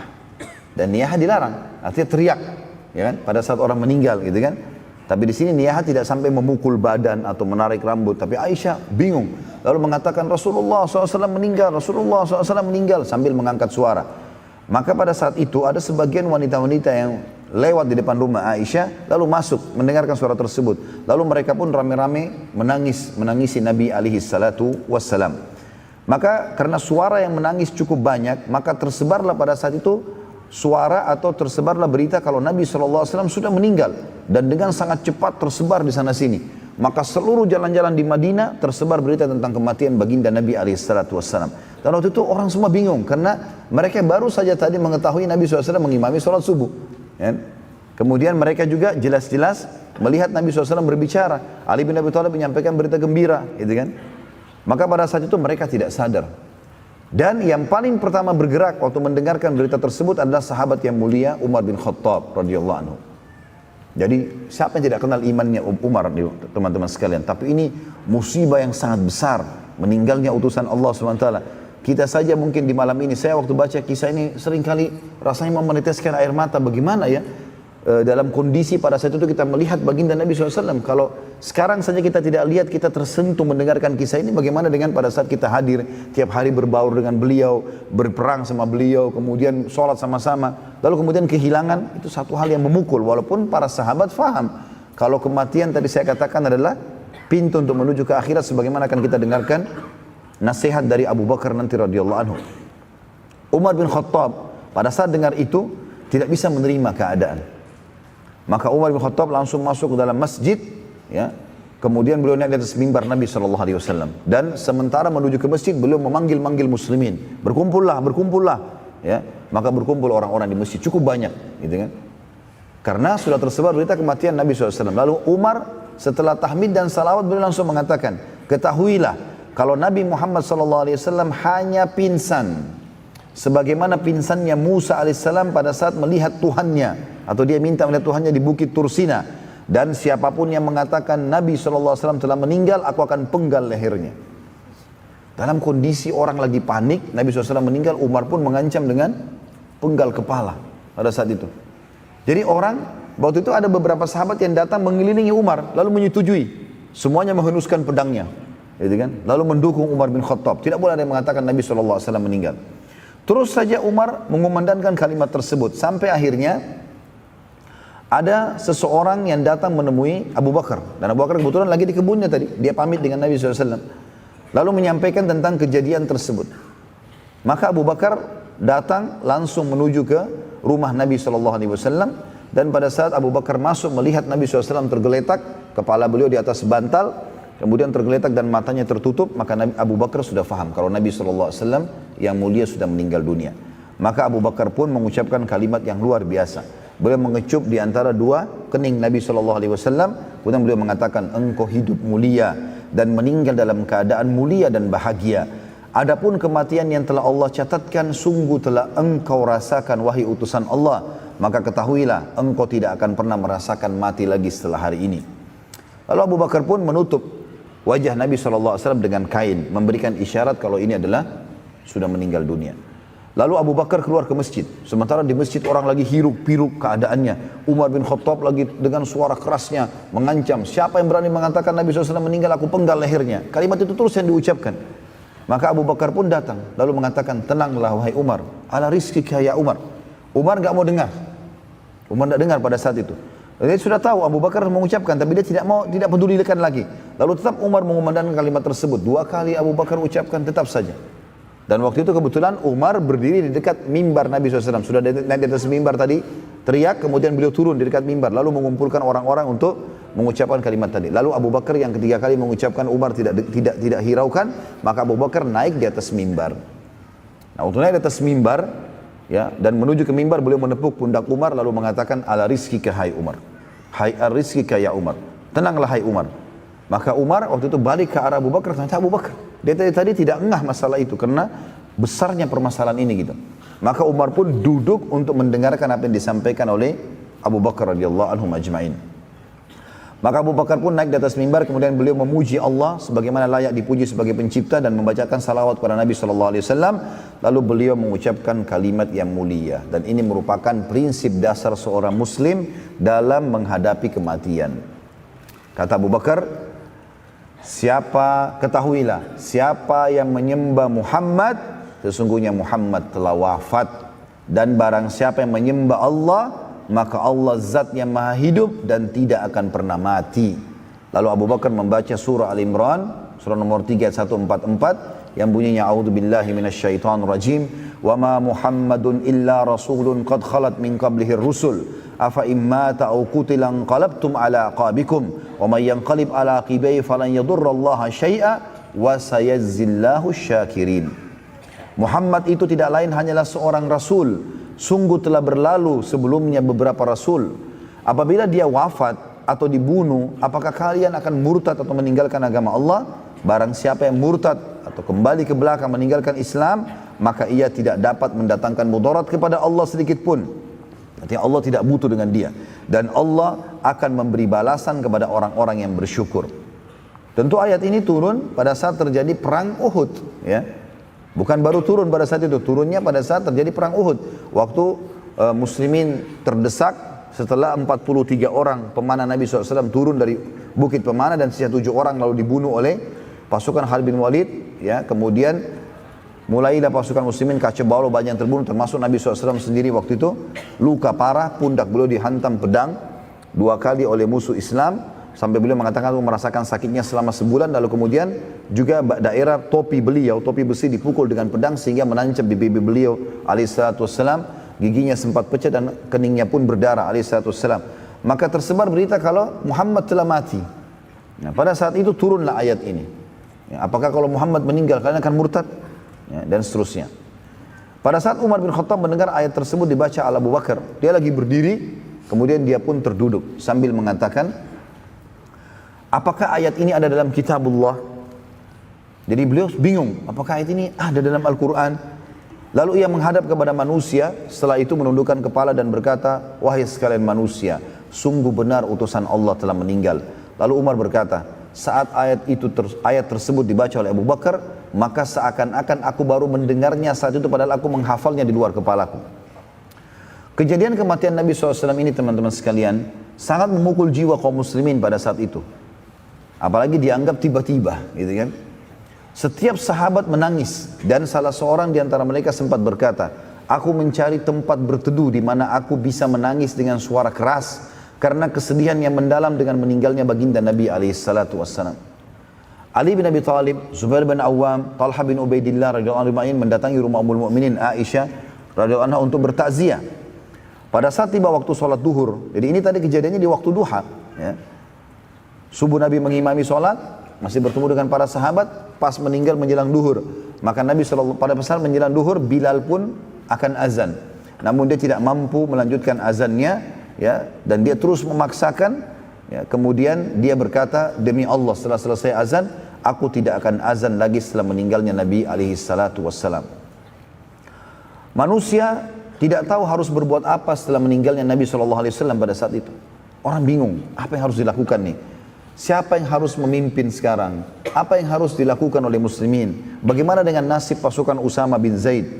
Maka yang pertama berkumpul memikirkan jalan keluar waktu itu, waktu jenazah Nabi SAW baru akan diurus, adalah kaum Ansar.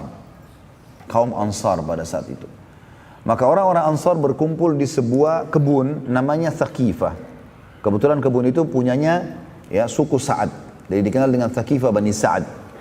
Ya tentu tempat ini kalau saya tidak salah sampai hari ini masih ada ya. Jadi ada di belakang perpustakaan Raja Abdul Aziz, itu ada sebuah kebun yang dipagari dan masih rimbun, itu yang dikenal dengan tempatnya Bani Thaqifah berkumpul, atau tempatnya berkumpulnya orang-orang pada saat itu. Maka ada dua orang Ansar pada saat mengetahui seluruh orang-orang Ansar sedang berkumpul untuk memilih pemimpin setelah meninggalnya Nabi SAW, karena tidak mungkin Madinah tanpa pemimpin. Maka ada dua orang dari Ansar yang mulia, sahabat mulia, bernama Uwain ibn Sa'idah dan yang kedua Ma'an ibn Adi. Ya. Uwain bin Sa'idah dan Ma'an ibn Adi ini adalah orang-orang yang punya kedudukan sangat tinggi di sisi ya muslimin. Kalau kita mau tahu kedudukan dua sahabat ini, kalau Uwain ibn Sa'idah, dialah yang dipuji oleh Allah Subhanahu wa taala dalam surah At-Taubah, surah nomor 9 ayat 108 yang berbunyi, A'udzubillahi minasyaitonir rajim, la takum fihi abada, la masjidun ussisa 'ala taqwa min awwal yawmin haqqu an taquma fihi rijalun yuhibbuna an yatahharu wallahu yuhibbul mutahhirin. Janganlah kamu sholat hai Muhammad dalam masjid itu selama-lamanya, maksudnya masjid Dirar yang dibangun oleh orang-orang munafik. Sesungguhnya masjid yang didirikan di atas ketakwaan, maksudnya masjid Kuba, sejak hari pertama adalah lebih patut kamu sholat di dalamnya, dan di dalamnya atau di sekitarnya terdapat orang-orang yang suka membersihkan diri, suka bersuci. Dan ini ayat ini turun kepada sahabat yang mulia ini. Ya. Dan sungguhnya Allah menyukai orang-orang yang bersih, karena Uwain bin Sa'idah radhiyallahu anhu, beliau kalau bersuci, beliau menggabungkan antara istinja sama istijmar. Selain menggunakan air, beliau juga menggunakan batu. Sementara Ma'ad bin Adi radhiyallahu anhu, sahabat Nabi yang kedua tadi, saat orang-orang berkata, kami berharap meninggal sebelum mewahyi utusan Allah. Jadi ada sahabat-sahabat di akhir-akhir hidup Nabi SAW, mereka sempat berkata, ya Rasulullah, kami berharap meninggal sebelum anda supaya kami tidak melihat anda meninggal. Maka kata Ma'an bin Adi, tidak. Kalau aku justru memohon kepada Allah agar aku wafat setelah meninggalnya Nabi SAW, dengan tujuan agar aku bisa membenarkan beliau pada saat beliau hidup dan juga pada saat beliau sudah meninggal. Jadi dua sahabat ini mulia. Nah, dua sahabat ini dari Ansar, tahu kalau sukunya lagi berkumpul untuk memilih khalifah, maka keduanya segera keluar mencari para muhajirin. Karena ini tidak boleh diputuskan sepihak. Maka Umar bin Khattab, Abu Ubaidah dan Abu Bakar radhiyallahu anhu majma'in mendengar kejadian tersebut kalau orang-orang Ansar sedang kumpul. Maka ketiganya pun jalan ya, kemudian meninggalkan masjid Nabi SAW. Tadinya mereka mau terlibat dalam pengurusan jenazah, gitu kan? Dan ini perlu digarisbawahi pada saat itu nanti kan kita ceritakan, kalau yang mengurus jenazah Nabi SAW adalah para keluarganya. Terutama Ali bin Abi Thalib terlibat dalam masalah ini radhiyallahu anhu ajma'in. Maka pergilah Abu Bakar, Abu Ubaidah dan Abu Bakar radhiyallahu anhu ajma'in, kemudian pergi ke sana menyusul. Di tengah jalan mereka bertemu dengan Uwain dan Ma'an, dua sahabat dari Ansar. Lalu keduanya mengatakan, kalian kaum muhajirin, pendamping Nabi SAW, maka ambillah keputusan dan tidak usah mempedulikan keputusan Ansar. Ya. Dan ini pelajaran penting teman-teman, bagaimana iman kalau sudah membara dalam hati seorang muslim, dia tidak mempedulikan lagi masalah sukunya, ya masalah keluarganya, yang dia pikirkan adalah maslahat agama Islam. Bagaimana Islam bisa dipertahankan. Padahal dia bisa saja biarkan sukunya menjadi pemimpin, tapi ini enggak.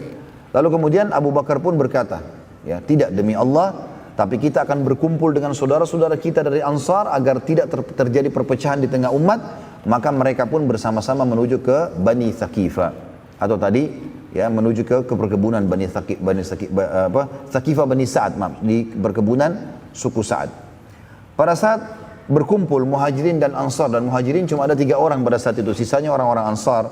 Maka Sa'ad bin Ubadah radhiyallahu anhu, pemimpin orang Ansar, berkata, berdiri lalu memuji Allah Subhanahu wa taala dan membaca salawat pada Nabi sallallahu alaihi wasallam. Lalu dia berkata, wahai sekalian Ansar, Kalian termasuk orang-orang yang awal menganut agama ini serta memiliki kedudukan dalam Islam yang tidak didapatkan oleh suku lain dari bangsa Arab. Sesungguhnya Muhammad sallallahu alaihi wasallam telah menghabiskan beberapa tahun di kaumnya untuk mendakwai mereka di Mekah agar menyembah Ar-Rahman, Zat yang Maha Penyayang, Allah, dan meninggalkan menyembah berhala, sementara tidak beriman dari kaumnya kecuali sedikit saja, dan mereka tidak mampu menolong Nabi SAW serta memenangkan agamanya. Juga mereka tidak mampu menolak keburukan yang terarahkan kepada mereka sampai Allah menghadirkan kalian dan memberikan kesempatan mulia dan melimpahkan nikmat, ya, dengan mengaruniakan kepada kalian beriman kepada Allah, kepada Rasulnya, serta menolongnya, ya, menolong Nabi SAW. Juga para sahabat-sahabatnya hijrah dari Mekah, serta mempertahankan agamanya, juga berjihad melawan musuh-musuhnya, musuh Nabi SAW. Dan kalian sangat tegas dalam memperjuangkan agama Islam, sampai seluruh jazirah Arab menganut agama Islam. Akhirnya Allah memuliakan agama dan membinasakan musuh-musuh dan membuat kalian berkuasa terhadap bangsa Arab, serta Allah mematikan utusannya, ya maksudnya Nabi SAW, sementara ia Allah dan utusannya ridho pada kalian. Oleh karena itu, kalian adalah orang yang berhak atas keputusan kepemimpinan setelah meninggalnya Nabi SAW, maka putuskanlah. Mendengar statement Sa'ad bin Ubadah radhiyallahu anhu, Umar bin Khattab berkata, aku sudah menyusun jawaban dengan susunan kata-kata untuk menjawab perkataan atau pernyataan Sa'ad. Pada saat Sa'ad selesai, Umar bin Khattab ingin berdiri. Maka Abu Bakar pun menahan tangannya seraya berkata, tenanglah wahai Umar. Lalu Umar duduk kembali, lalu Abu Bakar mulai berkata, mengatakan setelah memuji Allah subhanahu wa ta'ala sebagaimana layak dipuji sebagai pencipta, dan juga ya membacakan salawat kepada Nabi SAW, beliau mengatakan, wahai sekalian manusia, kami kaum muhajirin adalah orang-orang yang pertama menganut Islam. Tersucikan nasab-nasab kami. Terdekat rumahnya dengan Nabi SAW. Waktu di Mekah kami tetangga Nabi SAW. Memiliki kedudukan yang tinggi dalam agama. Paling banyak keturunannya dari bangsa Arab. Ya. Paling dekat kekerabatannya dengan Nabi SAW. Kami menganut Islam sebelum kalian. Dan kami didahulukan dalam Al-Quran dari kalian. Sebagaimana Allah yang Maha Tinggi telah berfirman. Ini disebutkan dalam surah At-Taubah, surah nomor 9 ayat 100. Abu Bakar membaca ini. A'udzu billahi minasyaitonir rajim. Was-sabiqunal awwaluna minal muhajirin wal ansar. Di sini kata muhajirin didahulukan. Walladzina ittaba'uuhum bi ihsanin radhiyallahu anhum wa radu anhu wa 'adda lahum jannatin tajri tahtal anhar. وَعَدَّ لَهُمْ جَنَّاتٍ تَجْرِي تَحْتَ الْأَنْهَارُ خَالِدِينَ فِيهَا أَبَدًا ذَلِكَ الْفَوْزُ الْعَظِيمُ. Orang-orang yang terdahulu lagi yang pertama-tama masuk Islam dari golongan muhajirin dan ansar. Abu Bakar mengatakan dalam Al-Quran kami dahulukan baru kalian. Dan orang-orang yang mengikuti mereka dengan baik, siapapun yang mencontohi para sahabat ini, Allah ridho kepada mereka dan mereka pun ridho kepada Allah, dan Allah menyediakan bagi mereka surga-surga yang mengalir sungai-sungai di dalamnya selama-lamanya. Mereka kekal di dalamnya dan itu adalah kemenangan yang besar. Lalu Abu Bakar berkata radhiyallahu anhu, kamilah muhajirin dan kalian adalah ansar, saudara kami dalam agama, partner kami dalam kebaikan, penolong kami dalam menghadapi musuh, dan sungguh kalian telah tepat dan tegas. Semoga Allah membalas kalian dengan kebaikan. Maka kepemimpinan di tangan kami dan kalian adalah pendamping kami. Ketahuilah bahwa tidak ada pemimpin kecuali dari Quraisy. Maka jangan kalian mengalihkan hak tersebut dari saudara-saudara kalian muhajirin. Karena ini memang ada hadis Nabi SAW yang berbunyi, kalau bertemu antara satu orang Quraisy dengan orang biasa dari muslimin dan padanya ada sifat-sifat kepemimpinan, maka dia didahulukan. Umar bin Khattab berkata, demi Allah, tidak ada satupun kalimat yang diucapkan Abu Bakar tadi kecuali aku sudah niat untuk mengucapkannya. Aku sudah menyusun kata-kata yang sama sebenarnya. Lalu Abu Bakar berkata lagi, ketahuilah, kalau aku memilihkan untuk kalian, kalau aku pribadi kalian mau dengar, ya, salah satu dari kedua orang ini.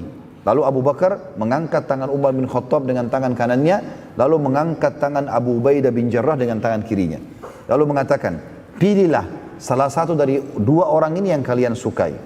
Umar lalu berkata, demi Allah tidak ada kalimatnya, kalimat Abu Bakar yang aku benci kecuali ini. Aku tidak ingin itu. Ya. Bagaimana bisa aku memimpin satu kaum sementara di tengah mereka ada Abu Bakar Siddiq?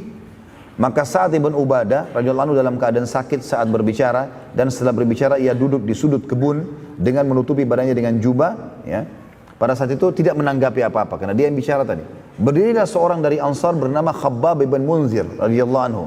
Seraya berkata setelah memuji Allah dan membaca salawat untuk Nabi sallallahu alaihi wasallam, ia berkata, "Solusi dariku ialah sekali dari kalian wahai Muhajirin pemimpin dan sekali dari kami Ansar." Lalu kemudian dia duduk. Orang-orang bingung dan masing-masing mengucapkan pendapatnya. Melihat keadaan tersebut, maka Umar bin Khattab berdiri seraya berkata, "Wahai sekalian manusia, ini adalah Abu Bakar As-Siddiq yang merupakan sahabat dan pendamping Rasulullah SAW di dalam gua atau Jabal Thur saat hijrah ke Madinah. Juga Nabi SAW memerintahkan ia mengimami kalian di saat beliau SAW sedang sakit. Maka siapa di antara kalian yang bisa mengimami Abu Bakar dalam solat setelah perintah Nabi SAW padanya?" Maka tidak seorang pun pada saat itu berdiri, tidak ada yang menjawab. Melihat kejadian tersebut, maka Umar berkata, "Ulurkanlah tanganmu wahai Abu Bakar." Maka Abu Bakar membuka telapak tangannya. Lalu Umar pun memegang tangan Abu Bakar sambil mengatakan, "Aku membaiatmu wahai Abu Bakar." Bishr bin Sa'ad dari kaum Ansar segera berdiri radhiyallahu anhu. Lalu meletakkan tangannya di atas tangan Abu Bakar dan mengatakan, "Aku membaiatmu wahai Abu Bakar." Lalu setelah itu, setelah dua orang ini berlomba-lombalah orang-orang pada saat itu memegang tangan Abu Bakar sambil membaiatnya sebagai pemimpin.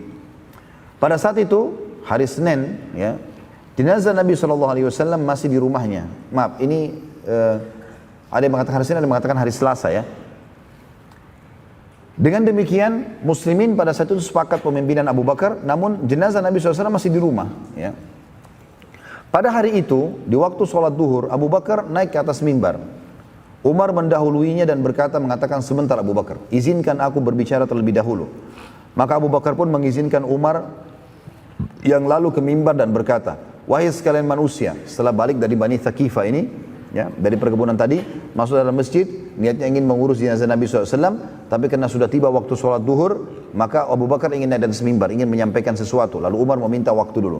Lalu Umar berkata, "Wahai sekalian manusia, ketahuilah, perkataanku kemarin bahwasanya Rasulullah SAW belum wafat adalah godaan syaitan dan tidak benar.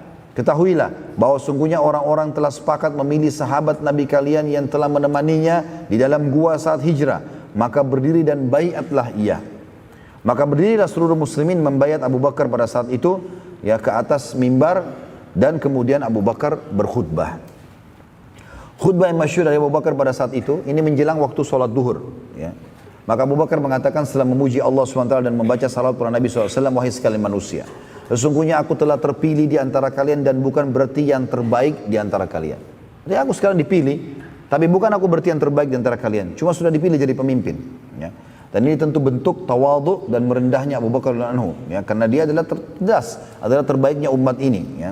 Dan ini disepakati oleh Sunnah wal Jamaah, orang yang paling afdal setelah para nabi-nabi adalah Abu Bakar. Di kalangan sahabat nabi-nabi sebelum Nabi Muhammad SAW pun tidak ada yang sama setingkat dengan Abu Bakar.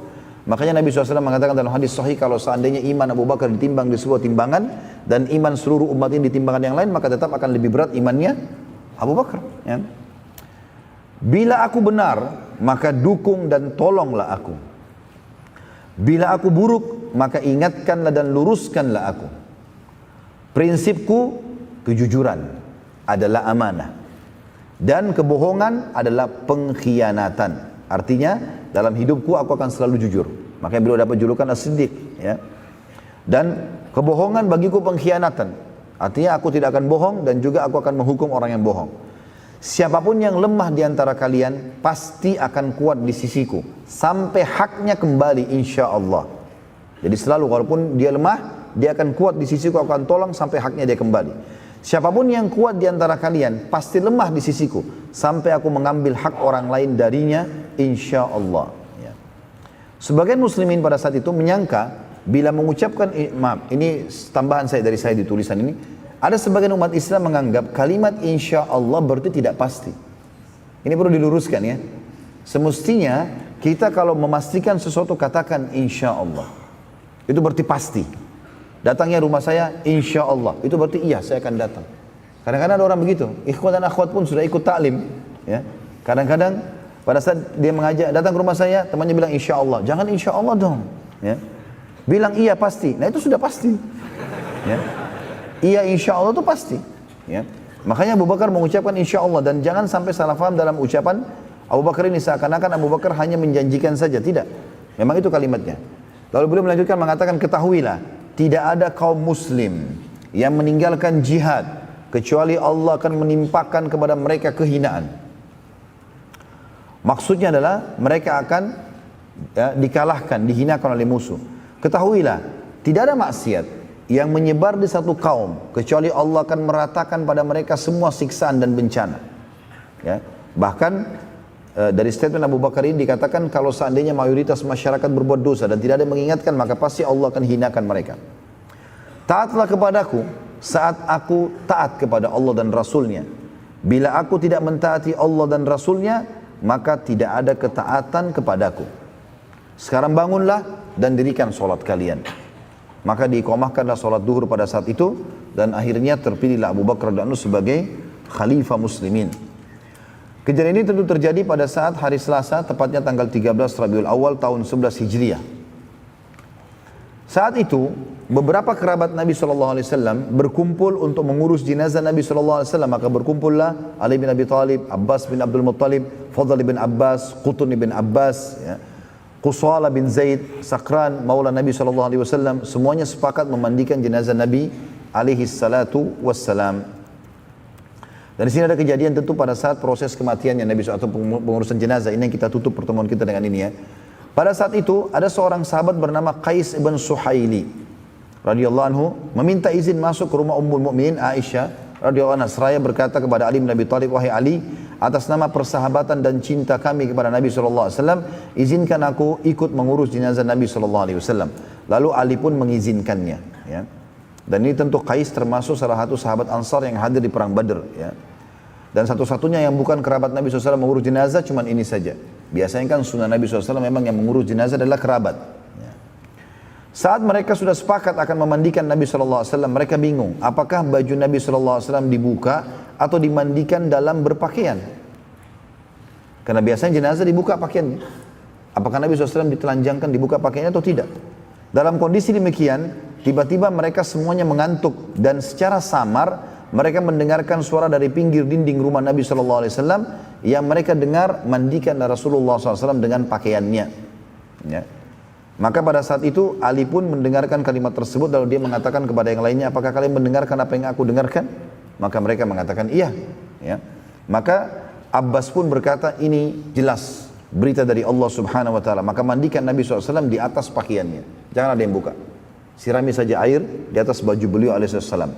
Ali lalu menyandarkan Nabi SAW di dadanya, lalu Fadl dan Qutun yang membolak-balikan tubuh Nabi SAW, serta Qusala dan Sakran yang menuangkan airnya. Sementara yang memandikan langsung adalah Abbas radhiyallahu anhum ajma'in.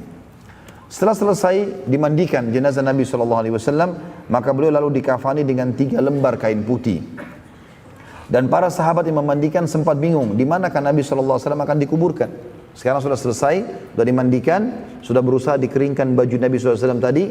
Allahu alam, saya tidak temukan riwayat apakah Nabi SAW setelah dimandikan di atas bajunya lalu kemudian langsung dikafani dalam kondisi basah atau tidak. Yang jelas Nabi SAW setelah itu dikafani dengan 3 lembar kain kafan. Dan mereka sempat bingung, di manakah Nabi SAW akan dikuburkan? Apakah diantar ke Baqi, kuburan para sahabat, atau di rumah beliau? Dalam kondisi mereka bingung, mereka lalu bermusyawarah dengan Abu Bakar yang menjawab, aku telah mendengar, kata Abu Bakar, aku telah mendengar dari Nabi SAW, beliau pernah bersabda, kami para Nabi bila meninggal dunia akan dikuburkan di tempat ia wafat. Dan inilah alasan kenapa Nabi SAW dikubur di kamarnya Aisyah. Karena memang beliau meninggal di situ. Ya. Jadi kalau ada yang bertanya, kenapa kok ya kuburan Nabi SAW kuburannya malah ada rumahnya? Ya. Ini bukan karena kasus rumah, sementara Nabi SAW melarang untuk membangun bangunan di atas kuburan, gitu kan? Dalam hadis beliau kepada Ali bin Abi Thalib, hai Ali, aku wasiatkan kepadamu jangan kau temukan kuburan kecuali kau samaratakan dengan tanah. Ada larangan masalah itu. Tapi Nabi SAW karena meninggal di situ maka ditutup, maka dikubur di dalam rumah Aisyah. Dan ini pengecualian tentunya. Ya, ini pengecualian karena Nabi SAW sudah mengatakan semua nabi-nabi dimakamkan di tempat mereka meninggal. Saat akan dimakamkan pada saat itu para sahabat bingung lagi. Apakah kuburan Nabi SAW seperti kebiasaan kaum muhajirin dan ansar? yaitu tanpa lahat. Apakah kebiasaan seperti muhajirin tanpa lahat atau seperti ansar dengan lahat? Ya, jadi ada perbedaan di sini ya. Kalau orang-orang muhajirin terbiasa tanpa lahat, ya, tidak ada lagi. Kalau orang muhajirin itu dilubangi lalu ditaruh jenazahnya. Kalau orang ansar enggak, dibuat gali lalu dilahat lagi ke dalam, jenazah ditaruh dalam. Apakah mengikuti cara muhajirin atau cara ansar? Abbas berkata radhiyallahu anhu, utuslah agar Abu Ubaidah dan Abu Talha datang untuk ikut menguburkan Nabi SAW. Biar nanti sahabat-sahabat ini yang memberitahukan kepada kita. Mungkin mereka punya informasi dari Nabi. Abu Ubaidah al-Anhu selalu bertugas mengubur para muhajirin. Dan Abu Talha selalu mengubur orang-orang ansar. Maka dua orang ini dipanggil. Siapa yang datang terlebih dahulu kata Abbas, maka kita mengikuti tata caranya. Kalau yang pertama datang nanti adalah Abu Ubaidah, berarti kita ikuti cara muhajirin. Tapi kalau yang datang pertama Abu Talha dari ansar, maka kita ikuti orang-orang ansar. Pakai lahat berarti. Ternyata yang datang terlebih dahulu adalah Abu Talha dari orang Ansar. Maka dikuburlah Nabi SAW sesuai dengan cara Ansar atau menggunakan lahat. Sebelum dimasukkan ke dalam liang lahat, diiklankanlah siapa yang mau mensolati Nabi SAW. Ya, silakan datang. Maka berbondong-bondonglah muslimin mensolati Nabi SAW di dalam rumah Aisyah radhiyallahu anha. Dan saking banyaknya yang mensolati sampai Aisyah sendiri berkata, kami tidak mendengar suara diturunkannya jenazah Nabi SAW ke liang lahat kecuali tengah malam. Dan itu terjadi di malam Rabu atau Selasa malam, hari Selasa tanggal 13 Rabiul di tahun 11 Hijriyah. Ya. Jadi saking banyaknya orang sholat, karena rumah Nabi SAW Aisyah kecil. Maka setiap masuk sekian orang, keluar lagi, disolati lagi. Dari sampai habis duhur itu, ya, sampai menjelang tengah malam, baru dikubur Nabi alaihi salatu wassalam. Ya. Tentu ada kejadian juga di sini, beberapa kejadian yang sempat terjadi pada saat itu. Di antaranya salah satu, ini sudah saya jelaskan juga dalam kisah Muawiyah radhiyallahu anhu. Pada saat beliau melihat jenazah Nabi SAW ya, akan diturunkan, maka beliau sempat ya, menjatuhkan sesuatu. Entah, saya lupa dalam riwayat itu dijelaskan apa ya. Lalu kemudian dia pun mengatakan, sebentar hai Ali, jangan diturunkan, jangan ditutup kuburan Nabi SAW karena aku jatuh sesuatu, lalu aku mau mengambilnya. Lalu dia pun turun lalu mencium Nabi SAW. Ali, Fadl, Qutun dan Sakran radhiyallahu anhu berempat turun ke liang lahat. Termasuk yang menghadiri pemakaman Nabi SAW adalah Al-Mughirah bin Syu'bah radhiyallahu anhu yang sengaja melepaskan cincinnya dan melemparkan masuk ke liang lahat Nabi SAW. Lalu ia berkata, cincinku terjatuh dan aku akan mengambilnya. Maka Ali pun mengizinkan. Saat turun dan mengambil cincinnya, maka Mughirah pun menyentuh tubuh Nabi SAW dan berkata, aku ingin menjadi manusia terakhir yang menyentuh Nabi SAW. Dalam riwayat lain dikatakan ini adalah kejadian pada Muawiyah bin Abi Sufyan. Semuanya dari riwayat sahih. Dan ini menandakan teman-teman sekalian bagaimana cintanya para sahabat kepada baginda Nabi SAW. Karena sampai meninggal pun mereka ya tidak mau ya kehilangan Nabi SAW. Juga ada riwayat lain ya. Tapi saya belum menyusuri tentang kesahihan ini. Tapi waktu Nabi SAW sedang mengatakan tadi sebelum meninggal SAW, beliau mengatakan siapa yang pernah aku zalimi maka ambillah haknya, siapa yang pernah aku pukul maka pukullah. Maka ada sahabat mengatakan, ya Rasulullah, Anda pernah memukulku. Kemudian Nabi SAW mengatakan, baiklah, balaslah. Dia mengatakan, tapi ya Rasulullah, waktu Anda memukulku menyentuh dengan tongkat Anda, walaupun itu tidak disengaja gitu kan, Anda waktu itu bagian badanku terbuka, tersingkap, maka kena kulitku langsung, aku pun minta itu. Maka para sahabat menghardik orang ini.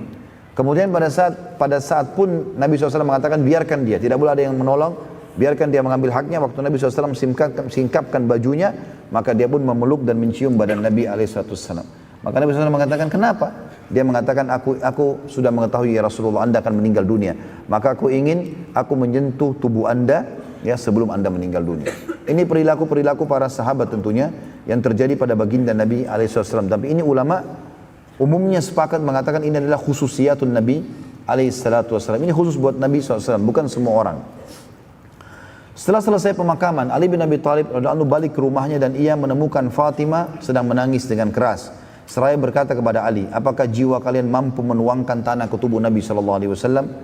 Semua perasaan para sahabat waktu itu muncul ya karena cinta dan fahamnya mereka bahwa musibah yang paling besar adalah dengan terputusnya wahyu dari langit. Perasaan para sahabat ini bukan hanya saat beliau SAW meninggal dunia, tapi setiap kali teringat Nabi SAW setelah itu, bahkan setiap orang beriman akan tersentuh dan air mata mereka tidak cukup dengan menetes, tapi dengan tunduknya hati dan anggota tubuh dan juga ya seluruh organ tubuhnya tunduk kepada hukum yang dibawa oleh Nabi SAW. Ya. Dan ini teman-teman sekalian adalah cerita tentang dikuburnya Nabi SAW dan dimakamkannya beliau alaihissalam. Ada pelajaran-pelajaran yang bisa kita ambil di sini dalam penutupan ini tentunya, teman-teman sekalian. Yang pertama adalah bagaimana manusia yang terbaik pun wafat dan meninggal dunia.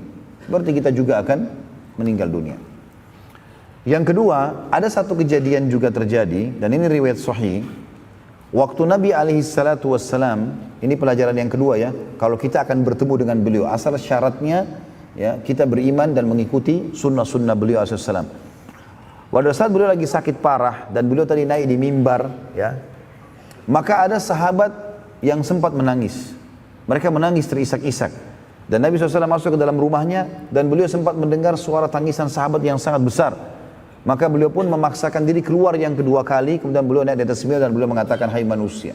Setelah memuji Allah dan salawat pada diri beliau SAW, beliau mengatakan, hai manusia, janganlah kalian bersedih karena pertemuan kita yang sebenarnya di Haud, di kualaku nanti, ya, kuala Nabi SAW yang ada di mahsyar nanti. Semua orang di antara kita insya Allah yang mengikuti sunnah Nabi SAW, setelah timbangan amalnya lolos, maka dia akan minum dari haud. Yang kata Nabi SAW, haudku jaraknya adalah 1 bulan. Jadi lebarnya 1 bulan, panjangnya 1 bulan, gitu kan. Dalam riwayatnya dikatakan seperti antara San'a dan Ailah, ya, 2 kota yang sangat jauh jaraknya, lebih dari 1000 km. Maka itulah hak haud Nabi SAW. Dan beliau mengatakan juga sesungguhnya gelas-gelas minumnya atau canteng-cantengnya itu sejumlah bintang di langit. Siapa yang minum seteguk maka tidak akan haus selamanya.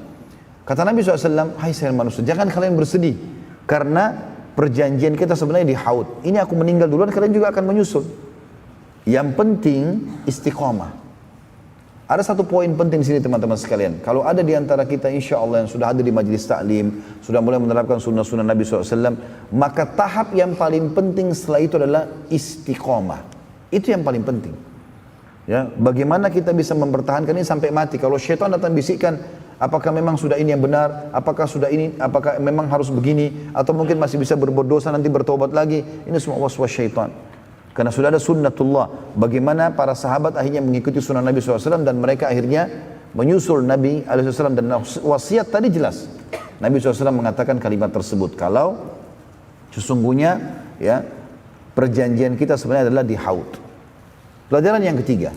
Ya, bagaimana agama Islam telah sempurna dengan meninggalnya Nabi SAW. Dengan meninggalnya Nabi SAW dan menandakan berarti umat Islam tidak perlu lagi menambah-nambah. Ingat wasiat Nabi di Haji Wada, ya, siapa yang hidup di antara kalian nanti akan melihat banyak perselisihan, maka aku mewasiatkan kepada kalian berpegang teguhlah pada hal atau 2 hal yang tidak akan membuat kalian akan sesat dari perselisihan itu, yaitu kitabullah dan sunnati. Maka harusnya kita melakukan ini. Jaga kemurnian ajaran Al-Quran, kemudian ajaran Nabi SAW. Yang keempat, bahwasanya memang akan ada khalifah-khalifah, ya, penerus-penerus Nabi SAW. Di antara dimulai dari Abu Bakar, Umar, Uthman, Ali, seterusnya. Dan ini seperti kalau kita review tentang perang Khandak, di mana Nabi SAW waktu menghancurkan sebuah batu, beliau mengatakan Allahu Akbar, aku telah diperlihatkan oleh Allah kalau seluruh jazirah Arab, ya, termasuk Yaman, Syam, semuanya di bawah kekuasaan umatku. Artinya akan ada pengganti-pengganti Nabi alaihissalam. Hanya saja yang kita sayangkan sekarang, banyak di antara pemimpin muslimin tidak menjalankan sunnah Nabi SAW. Mereka menganggap remeh masalah itu. Makanya beliau mengatakan akan datang sepeninggalku nanti orang pemimpin-pemimpin yang safih, yang bodoh sekali. Karena mereka tidak pernah mengambil sunnahku dan tidak pernah mengikuti petunjuk-petunjukku. Sejarah sudah mencatat bahwasanya Khulafaur Rasyidin menerapkan sunnah Nabi SAW. Umayyah, Abbasiyah, terus saja mereka menjalankan sampai ke Uthmaniyah. Di masa-masa kejayaan mereka coba menerapkan Al-Quran dan Sunnah, dan akhirnya, atau Islam, akhirnya Allah SWT berikan kejayaan. Dan kapan mereka meninggalkan itu, maka terpuruklah kaum muslimin. Ya. Jadi ini kembali kepada ajaran Nabi SAW. Kemudian yang terakhir teman-teman sekalian, janji Allah benar dan pasti akan terjadi.